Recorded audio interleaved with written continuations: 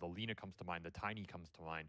And once you get that pick off, WS connects with either like a Largo, a Dawnbreaker, or something, and you just snowball into objectives off of that one key kill. If you don't give up that one key kill, the map can become really static for Aurora, and it just feels uncomfortable for them in some of those situations. So I think Boom Boys, if they can play a really disciplined game here and not give up those bad core kills, maybe limit some of those big pick-off heroes that go through the pool, I think they can be in a good spot.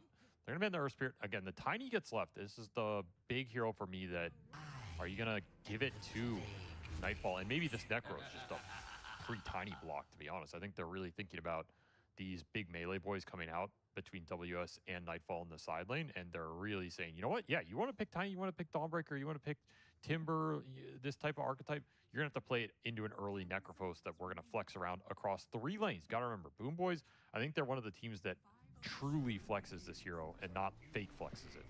So you really have to keep the laning prowess in mind here. I love this response, though. Invoker, just a great hero to just destroy Necrophos. Is Necro still a broken hero? No. Because stocks have gone down on this hero, but I'm not sure how much of that is Falcon single-handedly bringing the stonks down. They're definitely lowering it with a very forced strat behind it.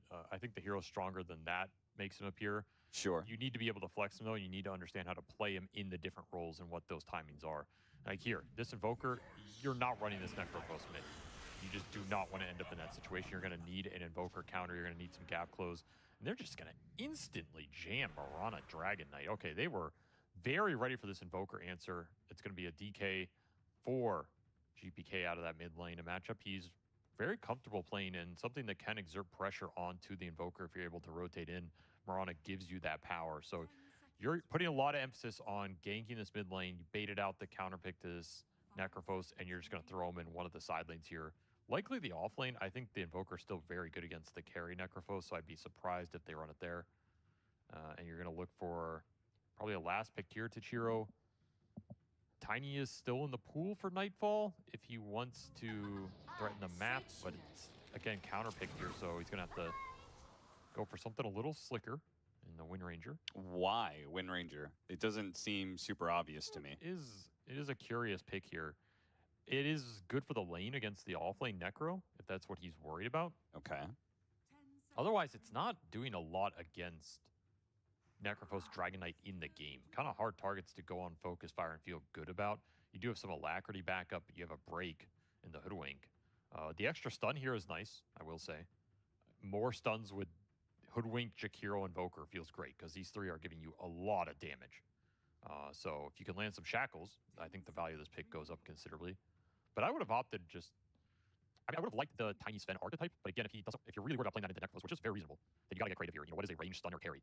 Not a lot of those. I mean, you also don't love playing those heroes against the other pool on Boom Boys too, right? Like Dragon Knight, you can't just burst down. It can be a little difficult, yeah. Marana is hard to catch. Undying is kind of annoying because of Tombstone. For sure. Don't want to use your very powerful hits to be hitting a tomb. I think that's why you end up with Lunar. You're just like, well, a lot of my carry pool looks real bad here in the mid game, so I just got to get something that can do well in the lane and maybe pick up some of those matchups through the offlaner here, which could be juicy for WS.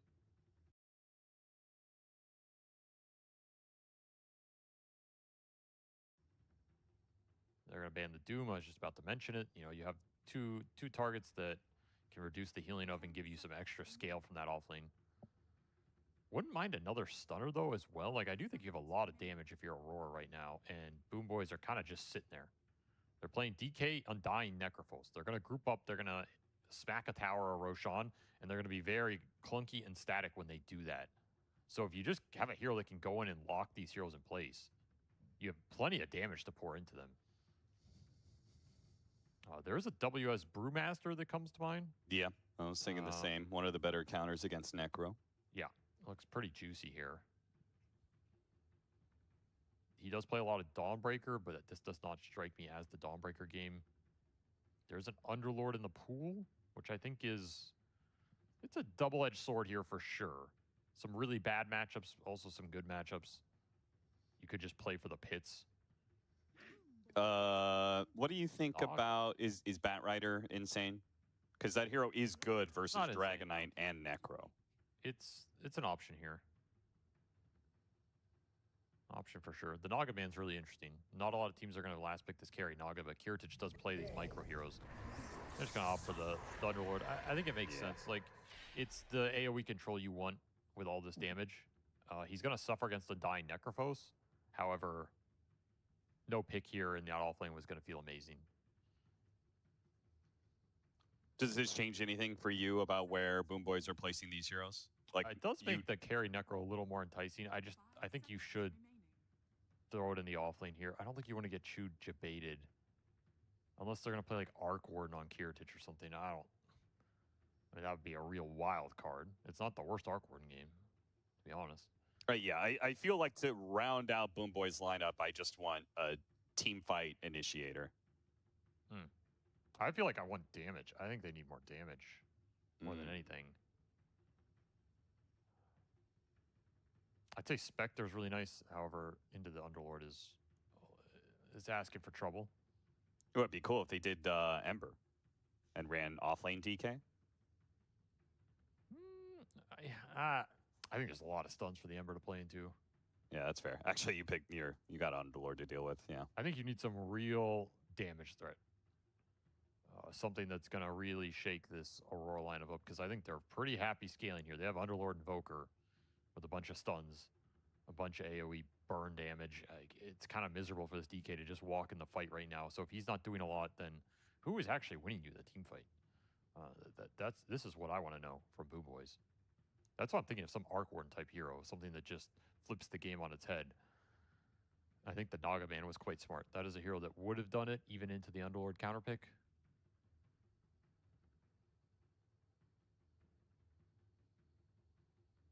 They're really thinking about this. Not much time left. They go for the axe. Huh. Not a hero I think I ever would have had on my radar for that last pick. It has been really unsuccessful this event as well. Yes. Very unsuccessful. My goodness. Another reason it's not on my radar. I'm kind of just assuming that people are starting to write this hero off. Other than a Furion answer, I think that is the one hero, if you're going to get Furion, then you got to consider the axe. But an answer to Wind Ranger, not really, right? It's a mixed bag. Also, I just don't think Wind Ranger is the thing you have to deal with in this game. To me, this game is a lot more about the late game pits, creating space for Invoker and 2 really high damage artillery supports. What is your answer to that? Because you have a DK and a Necro that are just kind of walking in and just walking into the meat grinder, you know? Yeah. And so what changes that? Either an assassin who kills the backline, and so frees up some space, or something that takes advantage of these 2 bruisers walking in with BKB, not doing a lot of damage, but not dying super fast. I don't think Axe does either of those. He needs other people to go in, which they do have. But then what is he looking for? A Blade Mail call in the Wind Ranger? Okay. And then you're still stuck in Pit, Firestorm, Jakiro spells, Invoker spells. Like, yeah, I feel like his only winning initiation is he catches Invoker. Well, that. And that's impossible. There's no way that's going to happen. As just like him being the first initiator and getting should be the hardest hero to catch in the backline. There's no way I'll say this. Maybe Miro just pops off and he has like a sick axe. Yeah, maybe he's just feeling it. But there's no way as a drafter I'm picking axe to deal with Invoker. Yeah. That is just not a thing in pro games. You cannot expect that. Yep. So yeah, I feel like Aurora got away with one here. I think agreed. I think Boom Boys were trying to propose these flex cores. They were gonna I'm gonna throw them anywhere, and we're gonna get some nice laning matchups and limit your options. And Aurora navigated it pretty well, and they ended up last picking an axe, which is not the gotcha pick. That needed to use the value of these. Just kind of muddied the waters. Didn't make their draft particularly strong. I think they got too lost in the sauce. I've been there. Sometimes you're flexing these heroes, but then you just flex into nothing. You're like, oh, we got ourselves. We flexed ourselves into the corner. That's what it feels like to me. I'm not saying it's a crazy margin game, but I give like 7-8% draft to win to Aurora here, which, you know. Well, considering the fact that they're already kind of favorites, seeing as they beat Boom Boys in the group stage just yesterday, kind of compounds things. But we'll see. Maybe Boom Boys will outperform what they've drafted. And the upside is they did throw this Necrophos into that Underworld lane. So they have winning lanes. They have 3 winning core lane matchups in theory. They have a Necro against an Underlord that wins. They have a DK against the Invoker, which they got the counter pick. That wins. Yeah. And they got the last pick Axe against Wind Ranger, which, you know, is also a winning lane here. they can just demolish lanes in this game. That's the one wild card, and they are a team that is capable of doing that. Yeah, I mean, that was Boom Boy's MO for the longest time as a squad. For literally like 2 or 3 years, they were known as just the team that you had to get through lanes. If you did not survive lanes, then the game might crumble. But that also is kind of concerning me because I feel like Boom Boys kind of went away from that and became, in my mind, a more fully fledged team and a scarier threat deep in tournaments. So to kind of see them just go back to, all right, let's just win 3 lanes and rock out, you know? I don't love that. They do have some roaming potential with this Mirana. And I think their lineup, because they have a Dragon Knight, if they win lanes, taking objectives is going to be very easy. You have natural initiators and frontliners. The progression in this game is very straightforward. I have some faith that this lineup can make that style work, but I want to see them execute it. And if they do, they could put Aurora in the hole.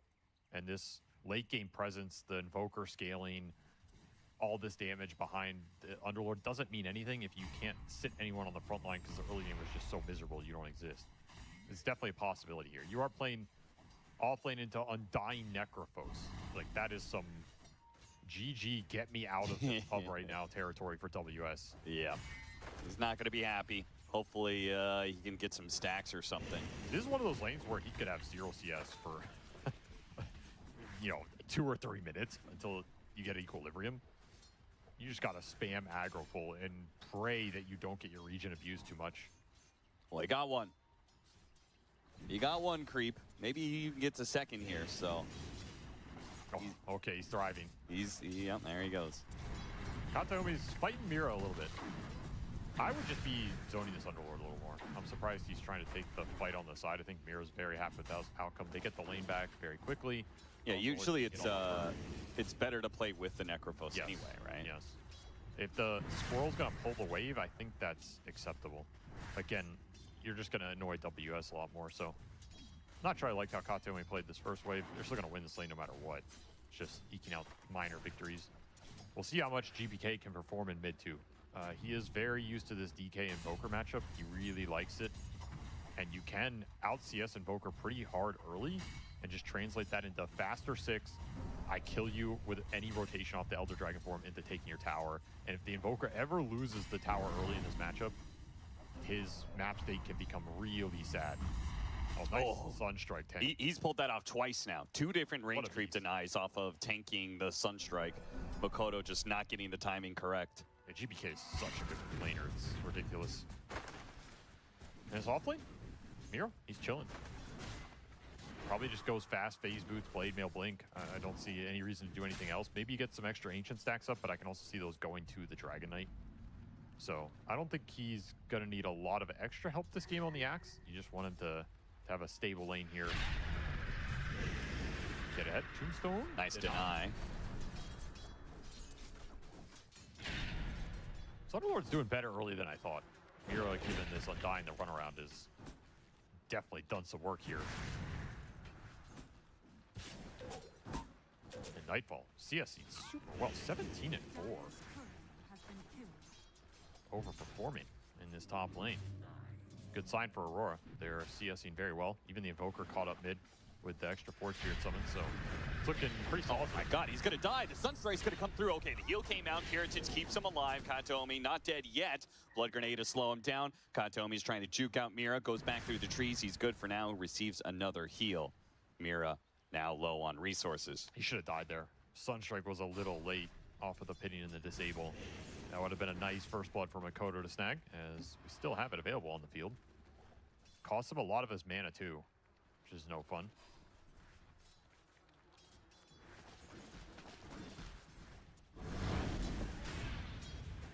19 and 7 for GBK over the 13-0 Invoker.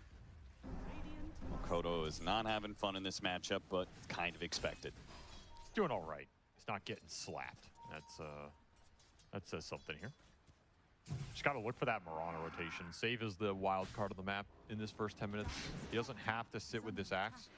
He can kind of play in the dire jungle. He can threaten the arrow on the mid off the Dragon Tail. He can threaten an arrow off of the early Axe called top if you find a support. Him just being off map is really scary. And you see this early dire ward. This is just for the Mirana in this upper jungle to scout the rotations to mid. So Aurora, they're on point today. Like, they're thinking about where the threats are going to come from on this map, already planning out for it. Nice idea. That's a classic anti-Mirana ward.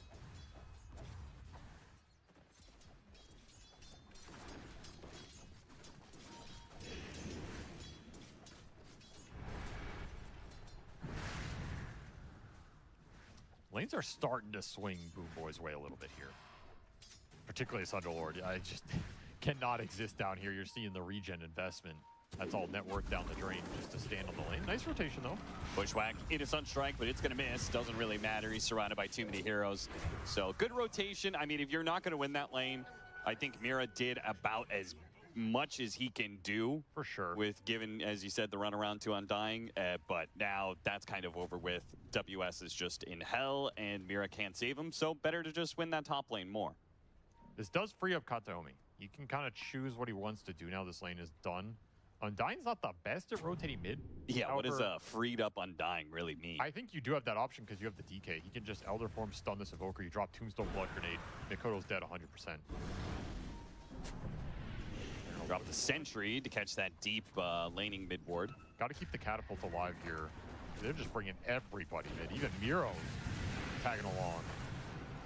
Miro with the Battle Hunger is going to chase after Terry. Save, gets himself out of danger, and on top of this Dragonite, the Sunstrike's going to come through, bringing him low, but Carry can't really stop this. Tries to go for the Roshan deny, but the aggro drawn by Miro. Very nicely done. They take that mid ward, but ultimately, they did not get as much pressure on this mid tower as I think they were hoping for. Oh, there's a haste rune for GPK. Well, that's going to help out a lot. He's still got Dragon Form for a few more seconds. Dragon Tail into the arrow. The TPs are coming in, but the damage, it's going to overwhelm Mikoto. They turn back around and kill save, but it's at the cost of the Invoker's life.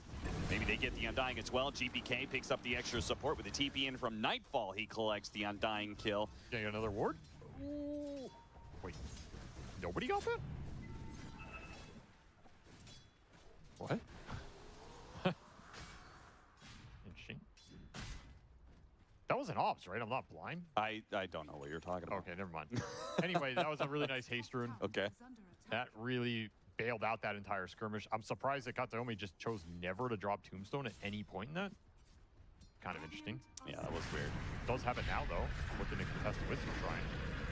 Ooh, arrow slips right on by. Could have been the kill. Still will be the kill on WS with the Reaper Scythe complete. And that is double Wisdom Shrines for Boom Boys. So now you're seeing the effect of that laning phase win. They set themselves up to win all 3 lanes, and they are compounding that with some objective taken. A really nice level advantage starting to grow. You got some extra net worth on that Reaper kill right on the line, but you get the stack.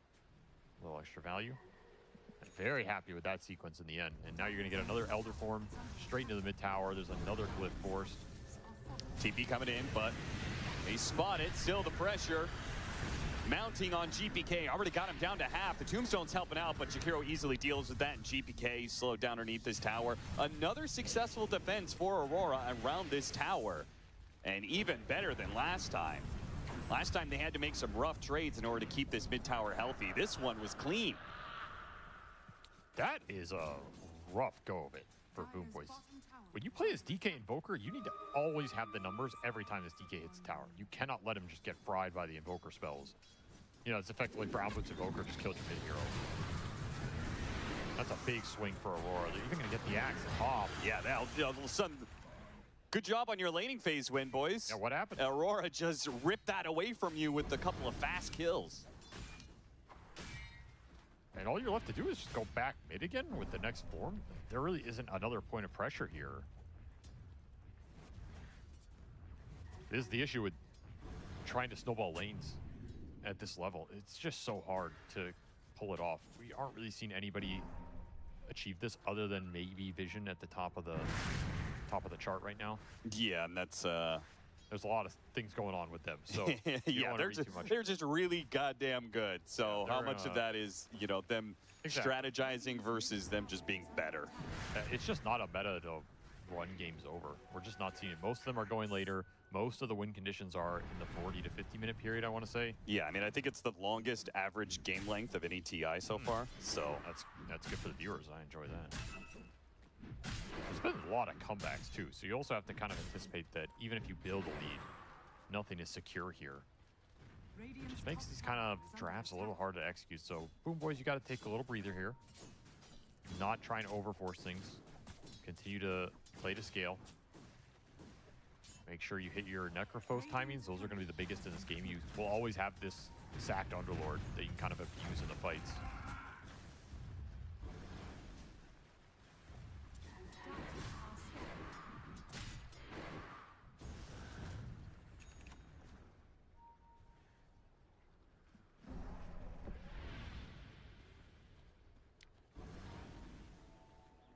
Ten-minute power rune is top lane, a regen there, which will be denied by the Invoker. A totally free farming Necro is still going to be a threat, even if Boom Boys lost some of their advantage. This is going to be a very fast Radiance. He's going to have to make something happen with it, though. He's going to have to bring the other two cores back into this game a little bit. And we see Aurora targeting Heritage down here, looking for the smoke wrap around. Cheeky little kill he's not going to necessarily expect. This is quite the move. They hit him with the shackle, got him. Follow-up bushwhack, Sunstrike, goodbye. Easy burst damage right there. Nice rotation. Nice call. A little extra, you know, attention given to this Underlord who is otherwise sacked in the lane phase. Even going to maybe get the tower off the catapult timing, everything lining up. Your only concern is what's happening top and mid with the other Radiant catapults, right? You have this DK mid pushing in, and you left top lane, so that tower's also taking a lot of damage. You're going to have to gate back top, try and defend this, and send the Invoker back mid. But also, they did it pretty quickly. They're going to save their tier 1s here. Yeah, and mid didn't really take any damage. No. So. This mid tower being full is insanely good for Makoto. Like, he's at spa day right now. He's just chilling on the beach. Like, of the mid heroes, Invoker's got to be like top 3 when it comes to keeping your mid tower alive, right? Tinker is probably number 1, right? Tinker, Invoker, Arc Warden? I don't know if you count Arc Warden as... yeah, I guess so. I don't know if you count that hero, but whatever. I mean, they're all the same kind of archetype. Yes, exactly. It's these slow to build up, but super powerful late game engines that they just need more time to operate around the tower. They need support to be able to come in quickly if they get ganked. And it also defends some of these early neutral camps they need to accelerate off of. The only thing I think is different with some of these is the way you farm Ancients has changed. I think a lot of these heroes can farm Ancients a lot sooner than they used to. Like, we're already seeing Makoto, he's just going to an Ancient stack. Ice Wall, Hammer, Meteor, and you're going to clear this. This is a lot faster than it used to be. And the same is true for Tinker as well, right? Tinker can do this with March. So I think you have a bit more reason to defend this mid tower, and you also have a bit more recovery options if it does fall. Like, it goes both ways. Depends how much the enemy can occupy this area. But he's getting a lot right now to this jungle. Boom Boys are nowhere close to occupying this. They're going to try and smoke the DK blink in here now, but it's late to the party. And they're not even bold enough to go up that ramp. So this is just all free GPM time for the Invoker. Yeah, what are they got to wrap down the side of the map to catch the Underlord? This feels like a muted play in terms of, even if you land this on the Underlord, so what? Wait, they might get the Wind Ranger. Oh my goodness, Nightfall, he came through the gate. Fortunately, the arrow doesn't land, but he's still gonna have a bit of trouble here. If he takes too much damage, it's gonna be Reaper's Scythe coming his way with no saves available. WS back through the gates. Wait, he just didn't drag it? Pulled him up, Sunstrike, oh, the Necro! Almost dies, gets off a Lotus, and sadly for Aurora, they miss out on that opportunity. Chop top too. What just happened? They were trying to make the gate rotation bottom onto the Necrophos and just got completely caught off guard. I mean, I guess the two-man smoke play worked. Did they know that play was coming? It seems like a kind of insane read. My guess is that smoke was originally we're going to kill Underlord down here and pressure tower. Because we have Reaper, they're basically smoking to Reaper. And that just fell into the lap. Like, oh, okay. We'll take the way bigger kill. Oh, that's an insane sequence for Boom Boys here. Yeah, fair. They're going to have Blink on the Axe now, too. I mean, that was big for Miro. He got the kill into the tower, into another wave. Ooh. Now they'll have kind of all 3 of their heroes online. While Boots of Travel's done for the Necro, we'll have the initiation for the Axe and the initiation of the Dragon Knight. Aurora is going to have to play some good defense for the next 10 minutes. Invoker's still in a really good spot. That's the good news for them. Kodo is just jacked to the gills, so you can play around him earlier than you might have otherwise been able to. And he is such a good answer to Necro that... Yeah, you always have damage for anybody in this game. That's what Invoker gives you. Might find GPK, he's just looking for something up here, finding nothing. Hopefully. Actually jumps in to stop the... What a madman. Ward kill. That was kind of a crazy move. Trying to get some information. I think you're still waiting for this Axe Blink. I don't think you can really force any move here, given the map state. I do kind of want to see him just farm GPK. Because, yeah. I think you, whenever you have a farming shard, you need to be able to buy it at 15 minutes. You know what I mean? I just don't want to see him fall behind. I think that's the biggest thing with Dragon Knight for me. Sure. Well, one good way to not fall behind is to get your farming shard at 15 minutes. Or get it off Tormentor, if you're third net worth. The double-edged sword, I suppose. Katomi staying in front of his precious Necro, making sure that Aurora don't get a successful gank on him. Mira trying real hard to make something happen here. Feels like neither team wants to just force the issue up a ramp. Some really annoying spells to fight into. If you're the aggressor here. The blinks are online for Boom Boys though. The Axe one's flying out. He doesn't have it right now, but it's on the courier. Baiting out and amp damage both sides. Baiting it out and save. He'll break the stalemate by denying it. If I can't have it, nobody will. Still expect Boom Boys to smoke with this Axe Blink to try and make something happen. They can Boots to travel the Necrophos into the play. They'll have another Dragon Form in 5 seconds. Yeah, I think Still for mid-tower to fight for. I think it's much better for Aurora if nothing happens, right? If they can get WS to his Aghanim Scepter and level 2 gate, changes a lot. For sure. They're pretty happy with the static map state right now, so you gotta upheaval this.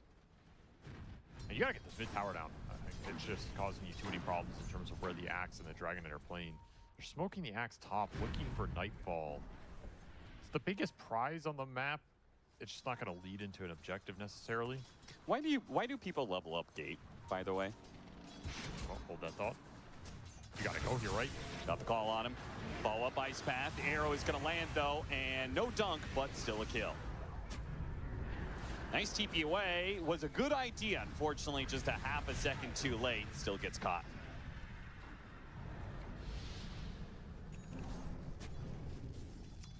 That's something, I guess, off that actually. You're happy with that individual exchange. Again, though, not leading to any sort of progression on the map. It's the only downside of it here. And Aurora, they're going to make a play off that. A backstab off the bottom gate rotation. Do Boom Boys have the read? If they see him catch Heritage first, it would be really good for them. Instead, it's Katomi. And Boom Boys head for the hills. Play to the high ground. Actually drop a ward even for the potential turnaround. Moonlight Shadow, they're going to chase after these heroes with the Invoker. He's out. They'll catch Kaori. And a little Reaper Scythe kill for Heritage. All right. Not the worst outcome for them off of that big smoke play. Still trying to fight for this bottom area. Tormentor in 2 minutes. Gonna find another stun. Another Dragon Tails setup, but unfortunately saves arrow, doesn't land. Okay. A little mercy shown there. Wasn't able to get the Starstorm connection.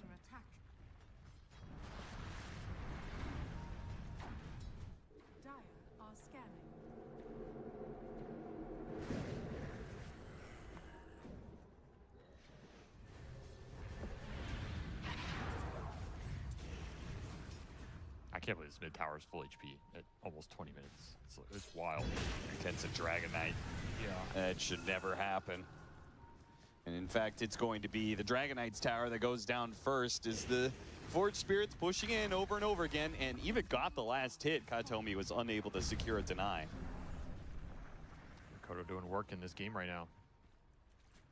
Controlling a lot of space, negating a lot of tempo at the same time.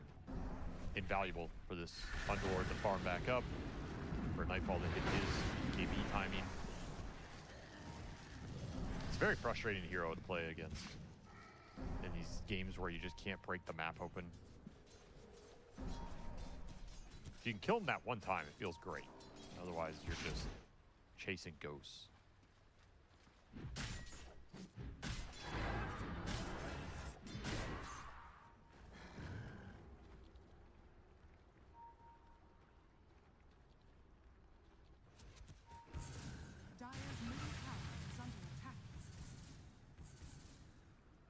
Hope you have the better scale here. That's all. That's all I'm thinking if I'm Boom Boys right now, because you did not run this game over. And it's going to be really hard to force the issue until you have, I want to say, triple BKB, or at least double BKB Manta. Because you're going to be going into that Ags Underlord pit. You're going to be going into Invoker spells, Ice Path, Bushwhacks. Like, there's no way you can take an aggressive fight until you have some debuff immunity here. Try and find Nightfall again. Would have been a big pickup. May still close that gap. Do manage to hit the call. Arrow coming in, does manage to land. And GPK will follow it through with the culling. They don't get the extra movement speed, but they do get the kill, but they can't get out very quickly. Now Makoto here for the punish. Tornado into the Meteor, right on top of the Dragon Knight's head. Yeah, you got the carry, but that's not the real carry. That's Makoto. Makoto's the one who's going to be scaling up and carrying this game. So a 1-for-2 trade, a 1-for-3 trade is very valuable for Aurora. Might even get the fourth save. He's lingering around. Yep, got shot by the Bushwhack. Sharpshooter from Mira. And Makoto raining shots in on save. 4 kills for Aurora. 3 of them going to Makoto's pocket. He is incredibly farmed now. And the Necrophos never joins his fight. So it's just a bad overcommittal from Boom Boys. You get that kill, you bail. Okay, I can understand it. Nice kill from Kiritich, very sneaky. Secures his Wisdom Shrine and gets yet another Reaper's Scythe. Gonna be level 18 after that. Pretty ridiculous. You're just giving so much to this Invoker in the game. Really scary. And that's the issue with forcing aggressive fights before you have BKBs. I just don't see how it's ever favorable for you, right? Even if you instant kill Nightfall here, you're going to have to fight into the pits, the Macro Pyre, the Ice Path, a second pit, the Firestorm. Where are you supposed to go? There's no way to take the long engagement. If Necrophos is in the middle of this existing with you, maybe you win that long fight. Even then, I don't know. I think he just gets caught in all the gunk too. Really tough to make aggressive plays. I think you're just going to have to play for your timings here. And I mean, Aurora, they love that because their lineup thrives in this type of situation. BKB is already done for Invoker, by the way. That is fairly terrifying. What is that? The problem is, Necro, as farmed as he is not a hero that can kind of like 1v5. As seen from how easily they dispatch with him. And a very nice smoke gank into triangle. That is a picture-perfect kill right outside the Roche pit. Yeah, straight to the Roshan with Focus Fire. That's pretty easy. Alacrity Focus Fire, too. Oh, yeah. It gets stronger and stronger as the game goes on, and that is a very quick Roshan. What do you get for it if you're Boom Boys? You get some map pressure bottom with that tier 1 falling. No exchange on the map. Free progression here for Aurora. And there's your Dragon Knight BKB. Oh, Makoto. This could be massive. Hits him with the Dragon Tail. They've got the call. They've got the arrow. All of it coming through. Very nice, beautiful Bushwhack setup. They got to finish off this Invoker, and they will. It still costs them dearly. 2 for 1 to get the Invoker. Almost lost a third, but saved successfully. TPs out. That was worth it. Yes, it was a monster kill streak. A lot of gold for that kill. I just ran up a ramp into some vision. Didn't get the BKB off in time. Ideal scenario for Boom Boys. They do capitalize on it. There was a big streak. All went to GPK as well. As you know, he dropped his fireball. I was like, I'm out. Peace. I hope it's enough.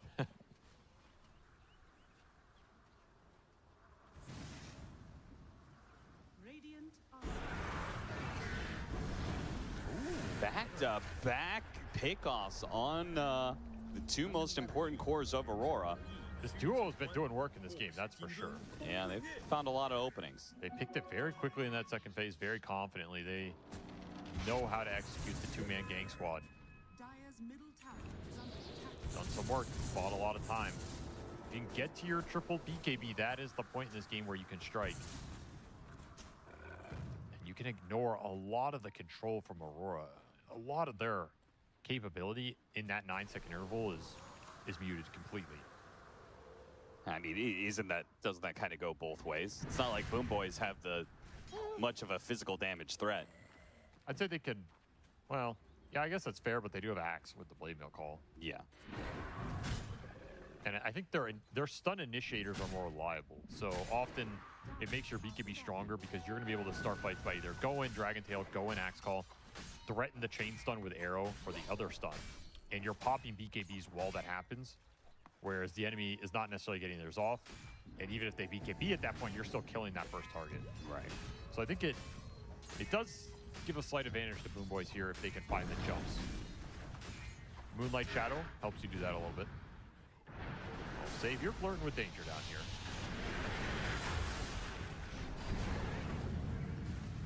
And the kill from Mira. He does have a lot of ward vision down here. Just did not scout all of that. Double Yule Scepter for the Aurora supports, by the way. Yeah, they both have they have two different supports that utilize Yules pretty well as setup. Plus, very good against Axe, right? Yes, you're gonna have to pop BKB preemptively if you're Miro, which is hard to do apparently. More and more of these games I watch, it's surprisingly difficult. It has been a bit of a problem at TI games we've casted. I will say as a Dota player, your muscle memory is just not built to do that in sequence. That's the biggest reason. So I'm memeing a little bit, but there is some truth in like, you have to train your brain to think about BKB jump instead of jump BKB, and a lot of players don't like doing it because if you BKB and then you second guess the jump, you look like a fool. Sure. But this is a game you can't afford to do that. The instant Yule Scepter, there's Tornado off Invoker. There's too many problems for your Axe Call if you don't preemptively pop it. All right, there they are. All three BKBs up for Boom Boys, plus an amp damage. This is their time. Yeah, this is the moment to strike and get something big out of this. And guess what? There's still a mid-tier 1 yes. blocking your path. It makes the smoke movement kind of awkward. Kiritich just says, screw it, I'll take the mid-tower. Everybody's smoked behind him. But Aurora just going to give it to you. It's a 27-minute tier 1 mid. They're not too concerned about it. So ultimately the smoke is kind of fruitless.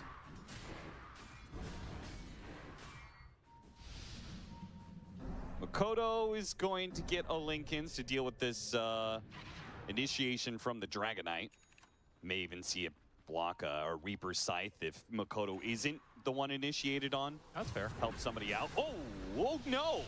That's not quite what you wanted. A little bit of dysenergy there may have allowed GBK to survive as they get the call out from Miro. Dragon Tail heading towards Nightfall. He actually managed to survive for a little while, but the Reaper's Scythe finished him off during the BKB. WS now popping a BKB of his own.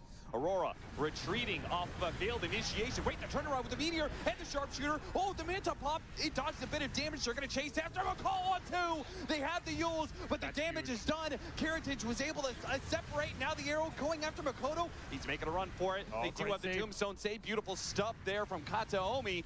Kaori's going to be run down. Makoto, he'll get out, it looks like, but disaster for Aurora. It should have been a clean kill on Dragonite.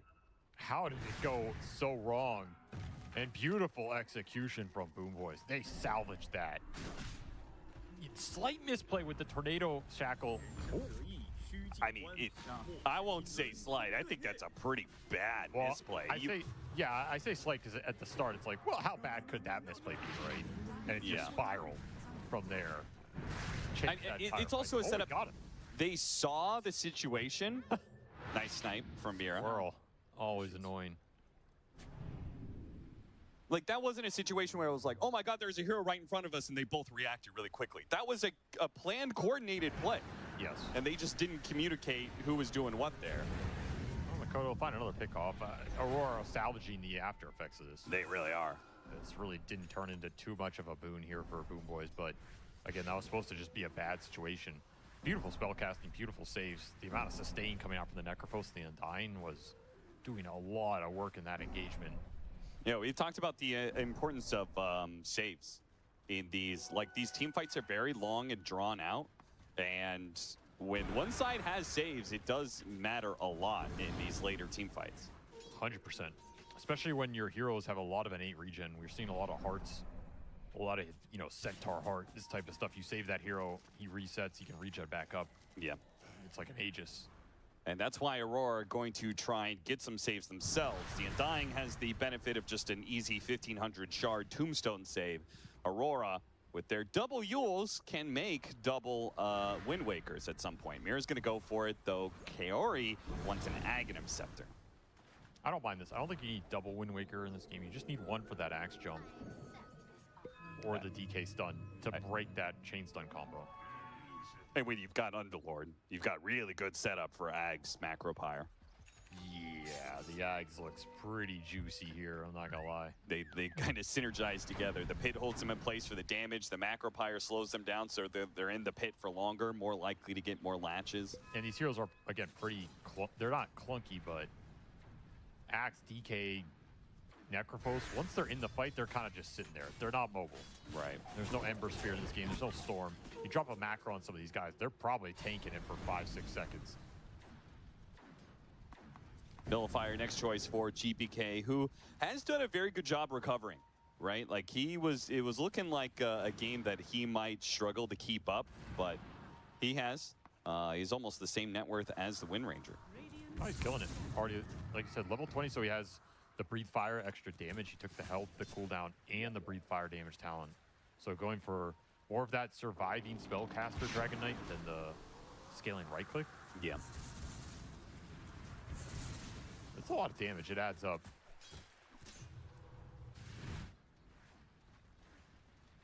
Another very important smoke to land here as you're trying to get something into the Roche spawn. Looks like they're going to find Jakiro. They're not going to him. They'll look for the bigger prize. Kodo broke through the Lincolns. Oh, they managed to get a beautiful gate there to stop the follow-up initiation of the Axe. That surely would have been Makoto dead, but WS bails out his brother. That was a beautiful timing. It was so perfect. It was right as Miro was about to blink. They were keeping their distance specifically to chain the stuns. You landed a full duration arrow on Invoker, and you couldn't even do anything about it because the disjoint's just so good. That's a very frustrating moment there for Boom Boys. You land the smoke on the exact area you want, you get through the Lincolns, you land your chain stun, and you still can't capitalize on it.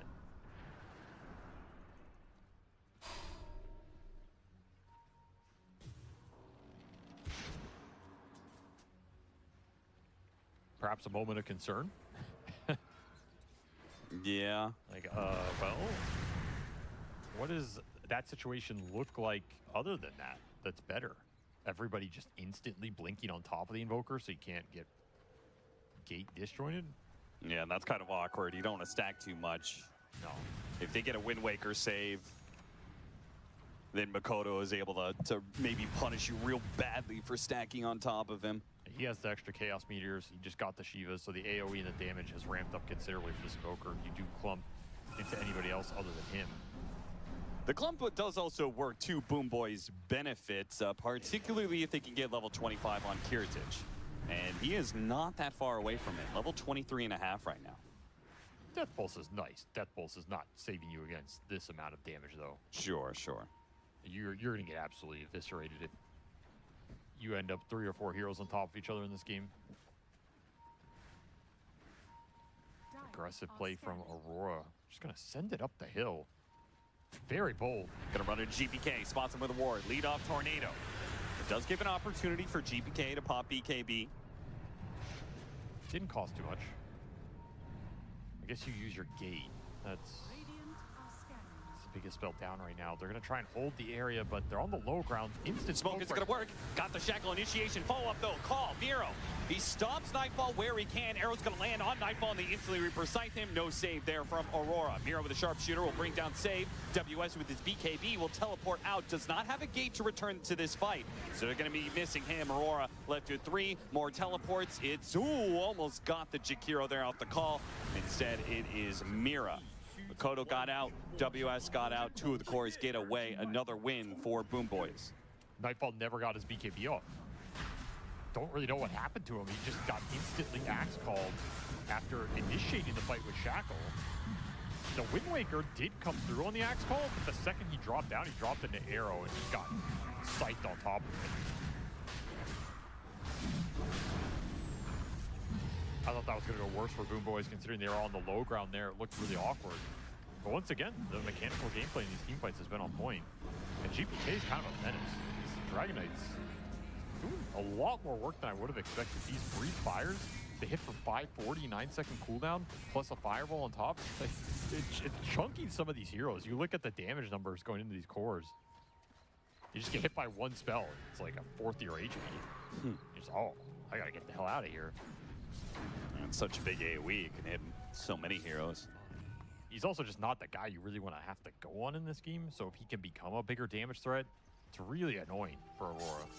It's the extra scale in the tank here for Boom Boys. They do win the fight, they get the Roshan, they get the Aegis. This should be level 25 for Kirtich as well, so they're in a nice spot right now, kind of hitting a peak.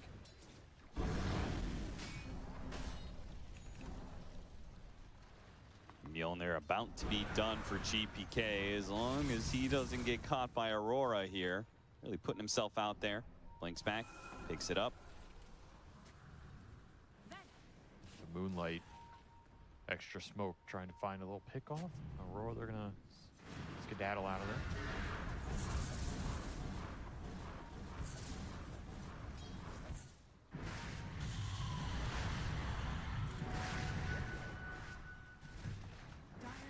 Dagger Reverse Tool is... It's good. It's so broken, man. He's kept it to tier 3. Pretty good. Trying to break through the trees. Mira, Wind Waker staying up in the air, but they have so many ways to get vision on him. Tombstone zombies will chase after him. Mow him down, right next to the Tormentor too, so Boom Boys can make this ultra efficient. Nice little 2-for-1.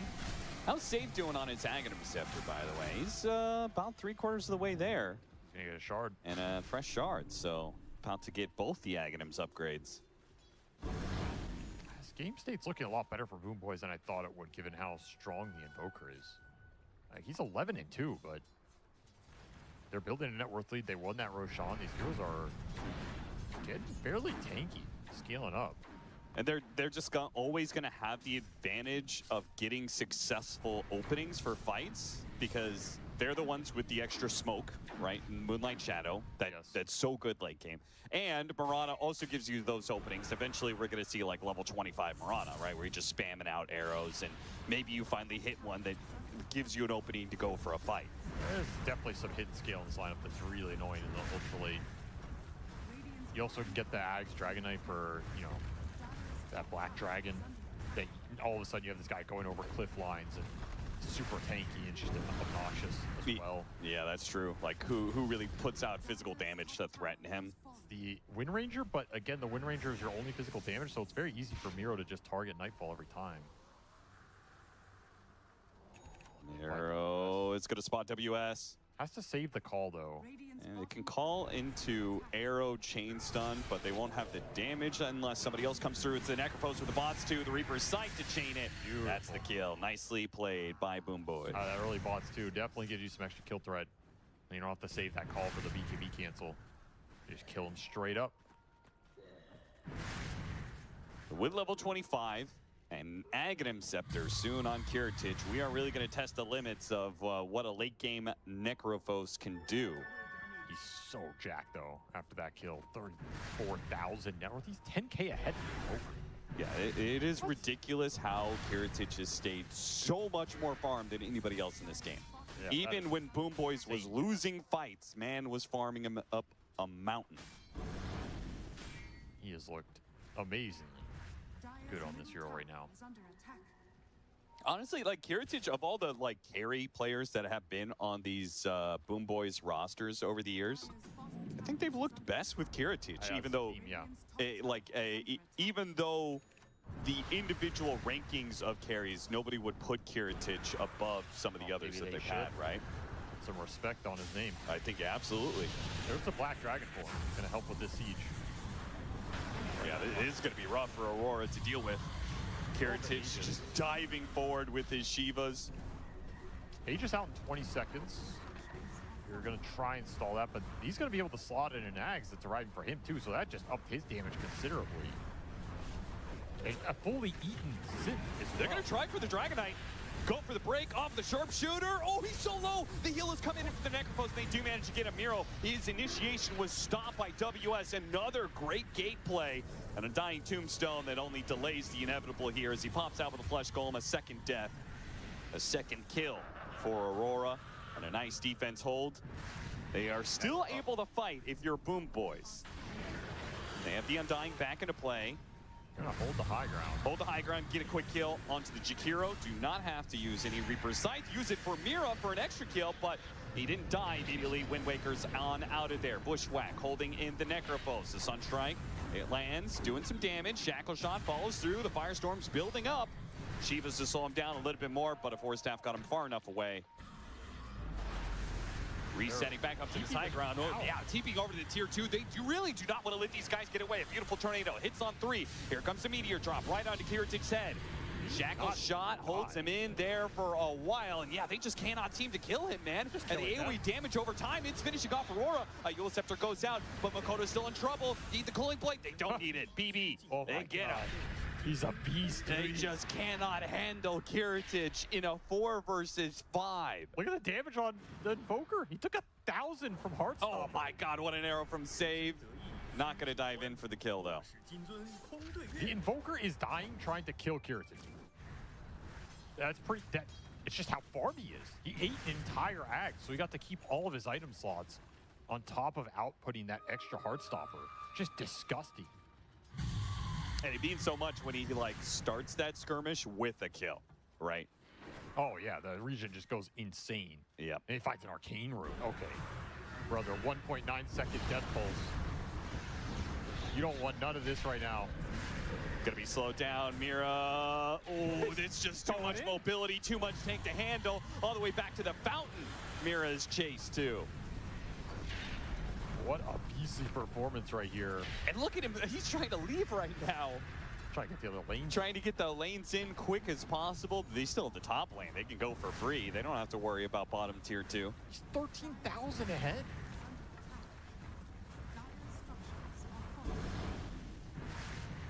He's an entire save ahead. Yeah. Aurora, what are you going to do about this? He is the net worth difference. That's wild.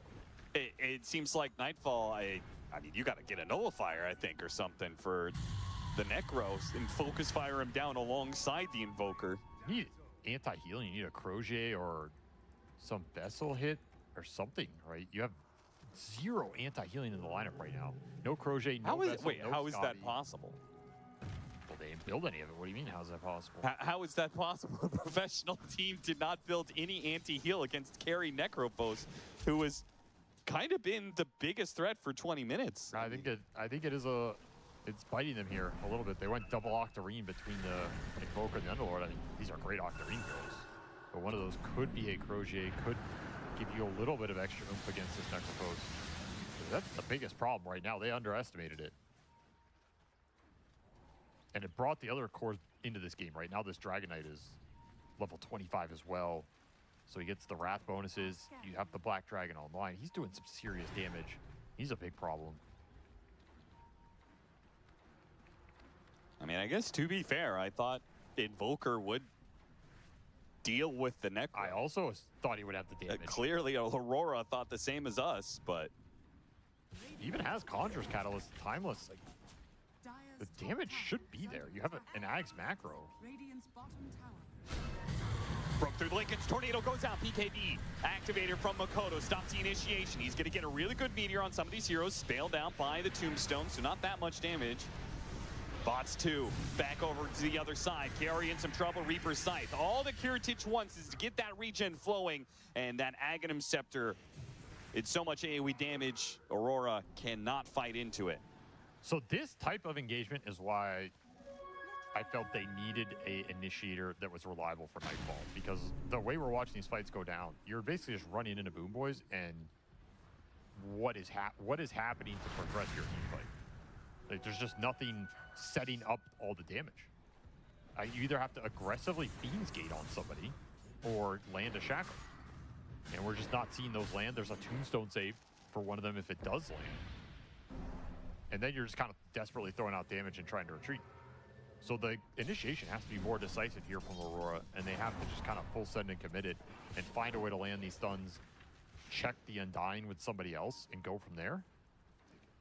Level 25 for GPK. Went for the 50% Worm's Wrath bonuses. If you haven't played Dragon Knight in a while, that's no longer the armor and stuff. His passive is now the AoE, so he's got huge Fireball.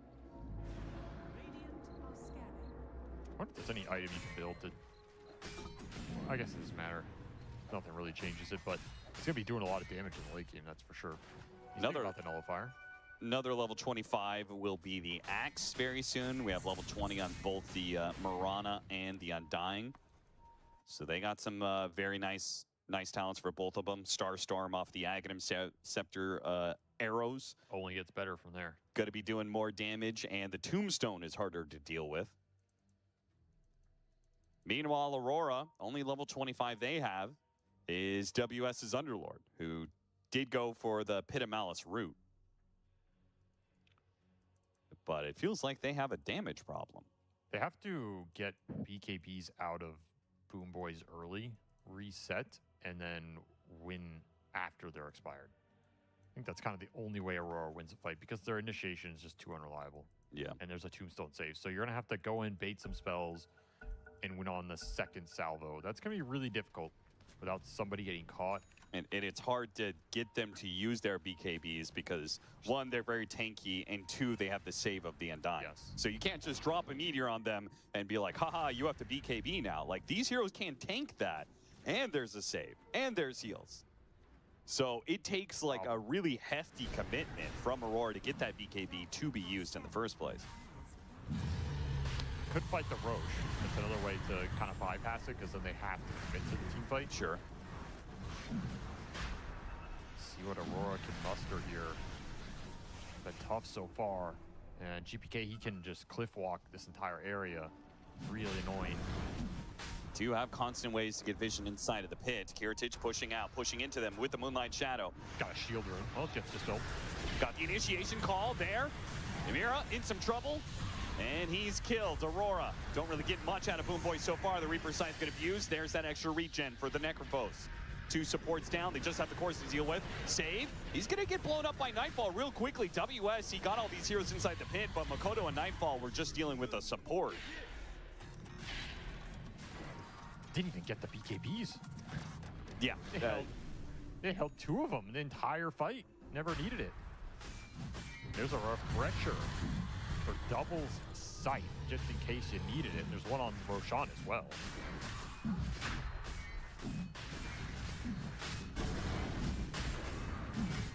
$45,000 net worth on Kiritich. Wild.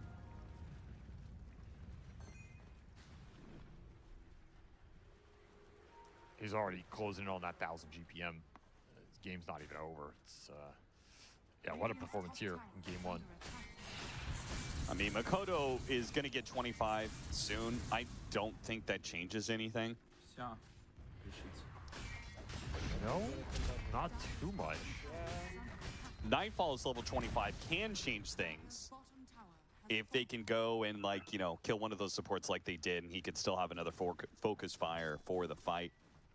But none of this I'm seeing address Necro. I don't see even an item being queued up that I feel like handles the hero in any way. They gave up trying to address him. I think so too. That would kill anything else in the fight. Well, Kiritich. Pick your poison here. Got the call into Makoto. The arrow to follow it up. They do have the Wind Waker save. Makoto. Yeah, he's still Reaper's side. The arrow stun just lasts so long. Yeah, Wind Waker doesn't actually get you out of that stun. You come back down, you're still stunned. Focus fire being attempted. Pit holding him into place. There's the Undying Tomb save. By the Evoker there. More Pit obnoxiousness. The Ice Path is going to be laid out, so when he comes out of the Tombstone, he's still going to be stunned. They have the Meteor on him. Down to about half health. Back into the Tombstone he goes. Back out he goes. Bushwhack. Got the two of them. The Sunstrike, and they got both of them. Got to be careful of the buybacks, though. They got to retreat away from GPK. WS is getting low. Aurora blew a lot for this. They cannot afford to lose any of these heroes while they're trying to clean up the rest of this fight. Post is back. Heritage back into place just to make sure these heroes stay alive. Nobody else will die on Aurora. They retreat successfully. That's a win. It gives them an opportunity here. If they can do that again. It's kind of a late buyback by Heritage. I think if you're gonna buy there, you instant buy, you send it, and you try and win the fight off that. Instead, you kind of bought while the disengage was already there. Now it's just wasted, 7 minutes on the clock. That's a very nice outcome for Aurora. They finally got the type of fight they're looking for in a high ground defense. It's a lot easier where you just get these heroes stuck under all the pits, all of the Jakiro spells. You can't move. Thank God, Nightfall's gonna get a nullifier. If he wins Swift Link, I was gonna lose my mind. We'll have it here. There's good target prioritization. That is the type of fight you want to go on the Necros because there was the Aegis on the Dragon Knight. Never even got popped.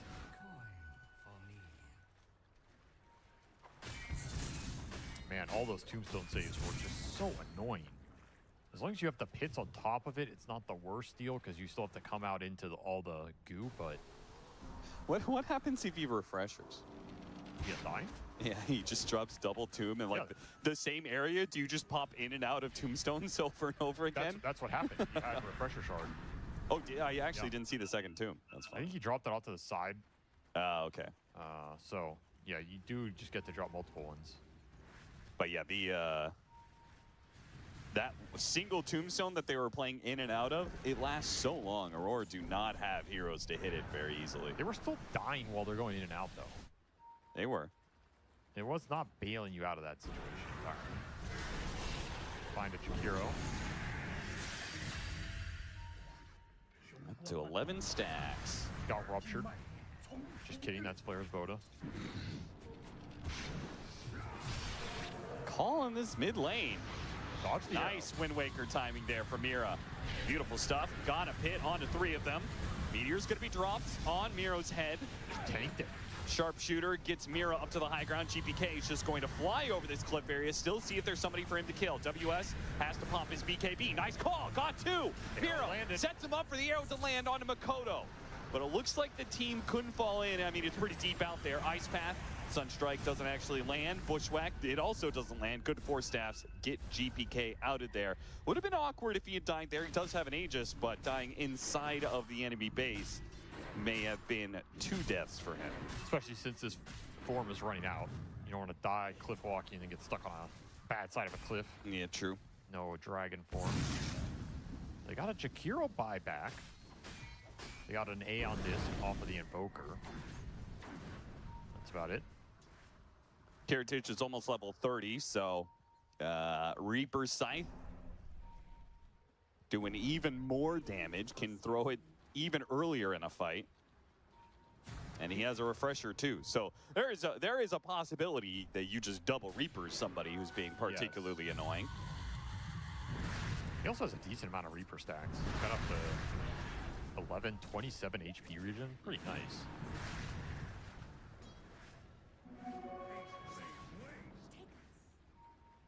Smoke from Aurora and the Moonlight Shadow from Boom Boys. Both entering the same area. The triangle. GPK is already here. He blinks backwards. Gets away with the cold snap. They're going to try and catch him with the gate. A sharpshooter. Focus fire. There's the tombstone save. Very nicely played. Katomi is going to be the one in trouble instead. Focus fire still in the Dragon Knight, but GPK backs away. Miro trying to make his initiation. Only really getting the Jakiro for now. Might still be able to kill him. There's the BKB. Shackle shot does ignored. They do have the Reaper's Sight to finish off WS as well. So Aurora dropping 2 here. And look how slow Nightfall is. Goodness. It might just be able to catch him here with the arrow. Oh, he had to BKB because it was on point there. Aurora are going to have to use buybacks, and they're going to be low on BKBs. Beautiful fight there. The pits were doing a lot of work, but ultimately a Tombstone save bails out the Dragon Knight. You're able to reset. Nightfall doesn't want to commit in on that tanky target. I also think inherently, I'm not sure if they can really go Dragon Knight, especially since so he has hard. buyback. I think the one hero you can go for is Kiritich. Four staff timing gets him out of the sharpshooter. Pressure continues, trying to get the buyback to be used. Triple arrow online now too. Yep, and it's fishing for kills. GPK is going to join this, wants to speed this up a bit. Wants to threaten 2 lanes, maybe even Megas, before the 2 dead of Aurora are back up. If you threaten, they're going to have to buy Underlord and take that fight. Heroes trying to find an opening before they got a 2-man fall! What a sneaky smoke that sets up a beautiful play! Makoto didn't die for it, but they did manage to get the support. There's that WS buyback trying to deal with the Tombstone right now. Look how long it takes to kill it. GPK pops out, Dragon Tail stuns. There's the Wind Waker, BKB, TP away. He's out. Nightfall's in front of Nightfall, and clean retreat from Boom Boys.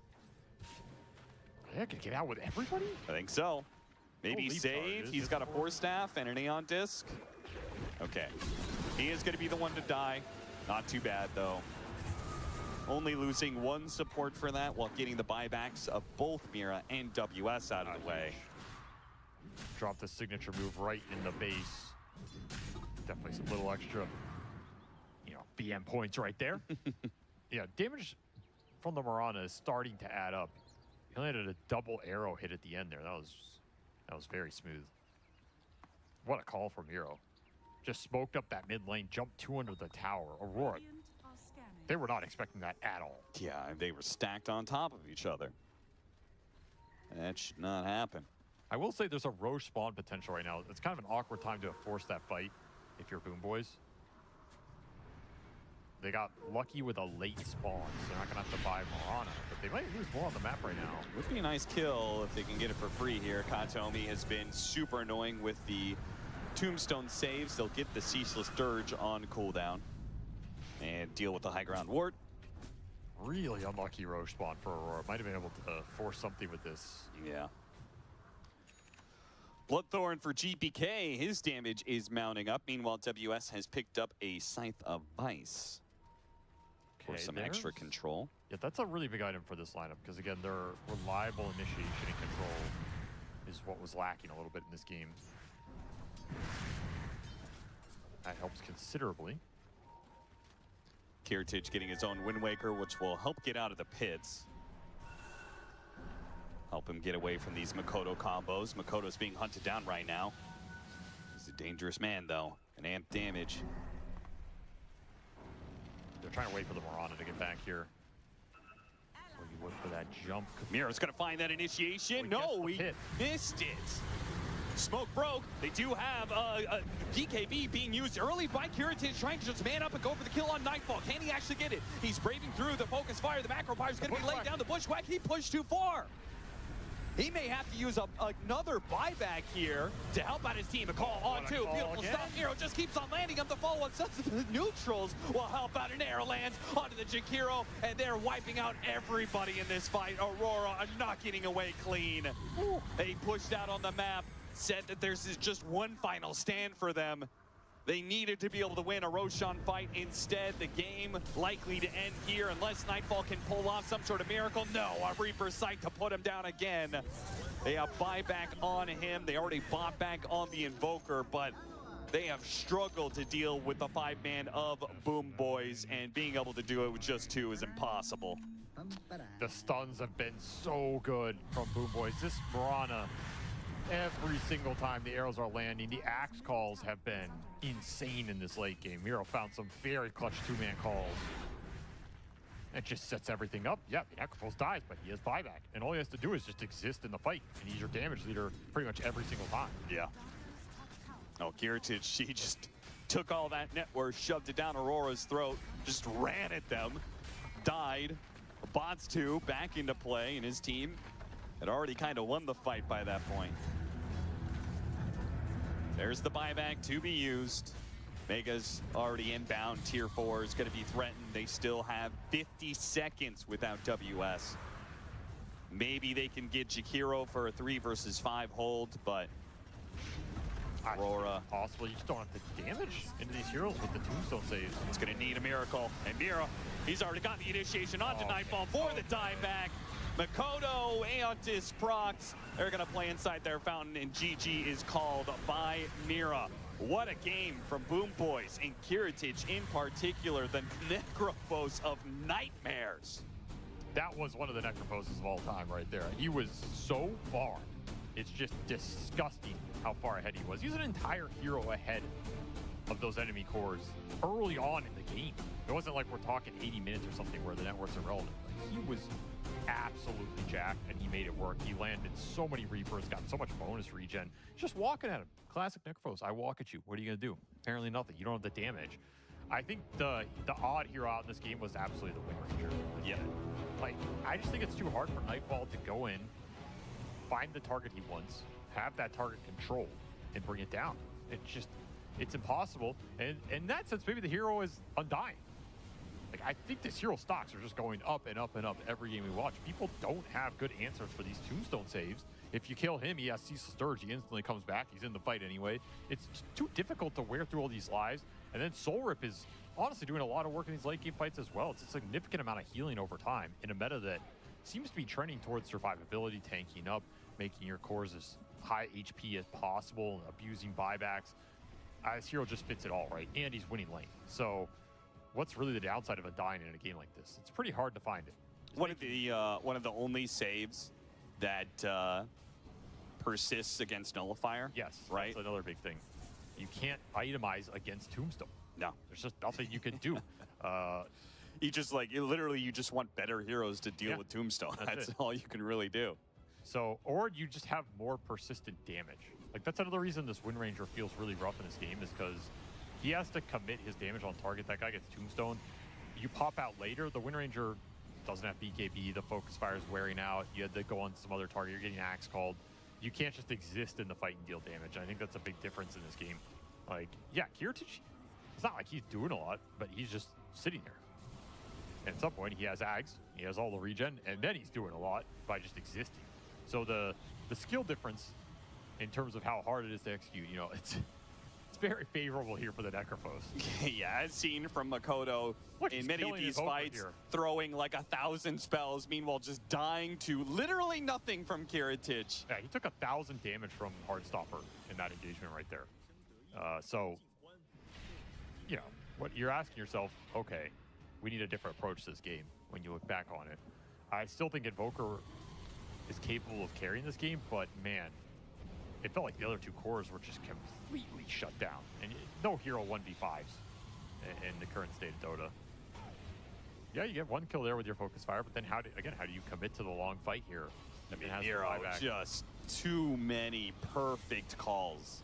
Call was beautiful. I mean, I will say that I think both offlaners did a great job initiating in this game, but Miro's calls were just sick. Well, his are also more reliable because there is no save on the side of Aurora. Yeah. And once again, it's a save difference, the player, but also the spell is like, it's so much easier to play these late game fights when you can bail that first target out, reset, and go back in. I think it's something that Falcons have used a lot when they won TI last year. Like, they were really good at baiting you into the jump.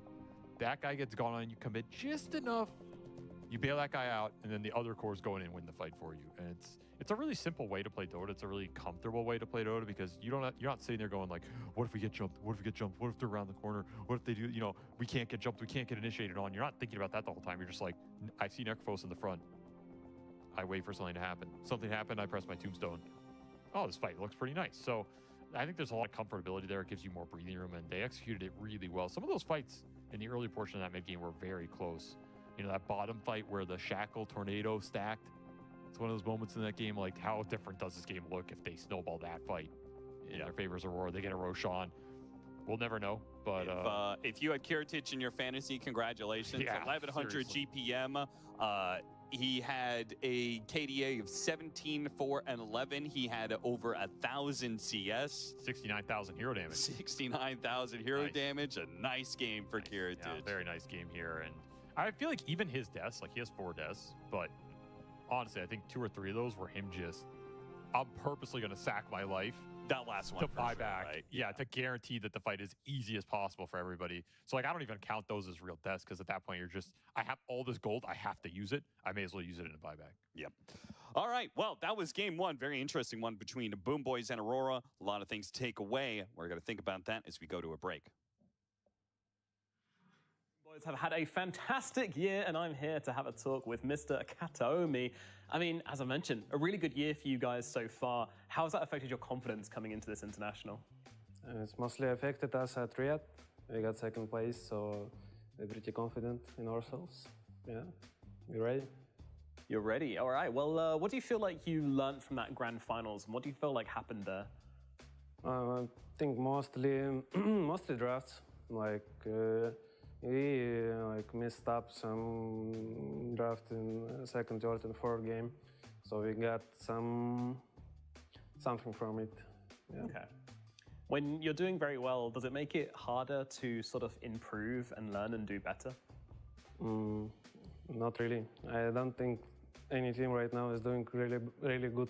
Like, you know, like all this year, it's a new team who wins a tournament. Was no team who win 2 tournaments in a row. So you cannot tell like, oh, I'm so successful. I cannot learn from this bots nothing. You know, I'm the best. You can always learn from other teams and from just your pups. You know. Yeah. Looking back on this year for you, then, what's been the biggest highlight of the year? I mean, probably our win at Russia. Probably the biggest highlight, or like the Red Masters second place finish. Yeah. Well, Lachia, what do you feel like you guys did particularly well, better than all the other teams? I think we had like amazing hero pool and amazing like map awareness, like map understanding how the map moves in the game. I think at that moment we was better than other teams at it. Then we like got a bit, you know, not lazy but you know, chill. So other teams like picked up from watching our replays, and we got a bit you know, down and chill. So we was again watching replays of on other teams. Like I said, you know, you cannot this season be fully consistent winning all tournaments because it's really long season with a lot of tournaments. Yeah, and just at Lacha, we just was better team than other teams. Yeah, the standard is extremely high. You mentioned having a really deep hero pool then, or a really good hero pool. Do you feel like that's the same now? Does this meta suit you guys? Yeah, for sure. Like, you have to play all the meta heroes that was played. I mean, I think our team maybe even forced this meta of some heroes in another teams, you know? If one team play some heroes and they got successful with it, they're winning with it, and another team's also gonna rate these heroes. So that's how meta being created. Like, I created this meta with Bane Wyvern, now it's like any plus 5 playing it, and I'm getting banned first stage of these heroes, I cannot play it. So when your hero's getting banned, you're just trying to look for something more to play and create the new meta. So what do you feel like the team's mentality is coming into the international? Are you treating it as like big tournament, got to get the energy up, bring the hype, or is it more just like, it's just another day of Dota 2? I think it's bad to put that kind of a pressure on yourself and on the team. Like, it's something very big, you have to win it. Like, if you don't play good, then everything is over. Like, you know, everyone is dead. It's really bad to come to tournament like this. We're just trying to focus on our gameplay. We're just trying to focus on communication and supporting each other, and you know, not caring about like our mistakes. You know, because if you do mistake, you can always recover. You can always learn from it. It's not over. It's just a group stage, and yeah, we're gonna get our temp on group stage. Yeah. For sure, for sure. And Kataomi, thank you very much for coming to talk to me, and good luck Thank at the you so much. international.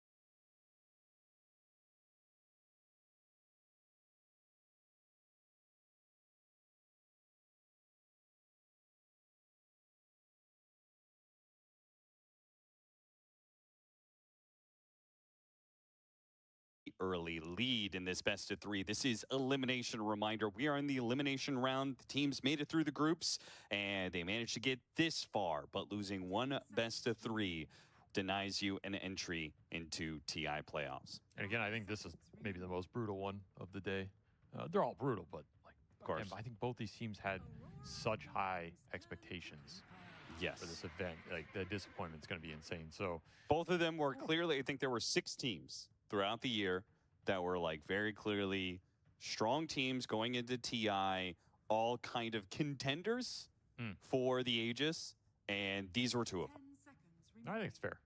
They're in the top 8 for sure going into this, so one of them will not be in the top 8. That's right.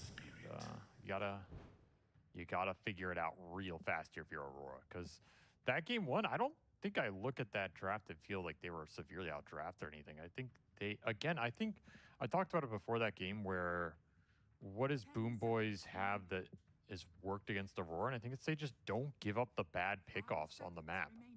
And I don't think we ever saw Aurora pick some core hero off and then snowball the game on it. It just turned into kind of a static game until Boom Boys hit their timing, and then they made some smokes. Not all of them landed. But then the few opportunities that Aurora tried to get aggressive, it kind of backfired pretty hard. And then eventually this Necrophos just took over the game. So yeah, it's kind of hard if you're Aurora to analyze why exactly that game is so difficult other than let's create easier kill opportunities for ourselves. That's one thing you can maybe look at. Like get this Undying out of here. Get these heroes that cause initiations a lot of problems and get some more reliable initiation. That's maybe the one thing I would look at if I were them. The Tiny for Nightfall could come into play. That's another hero that can do.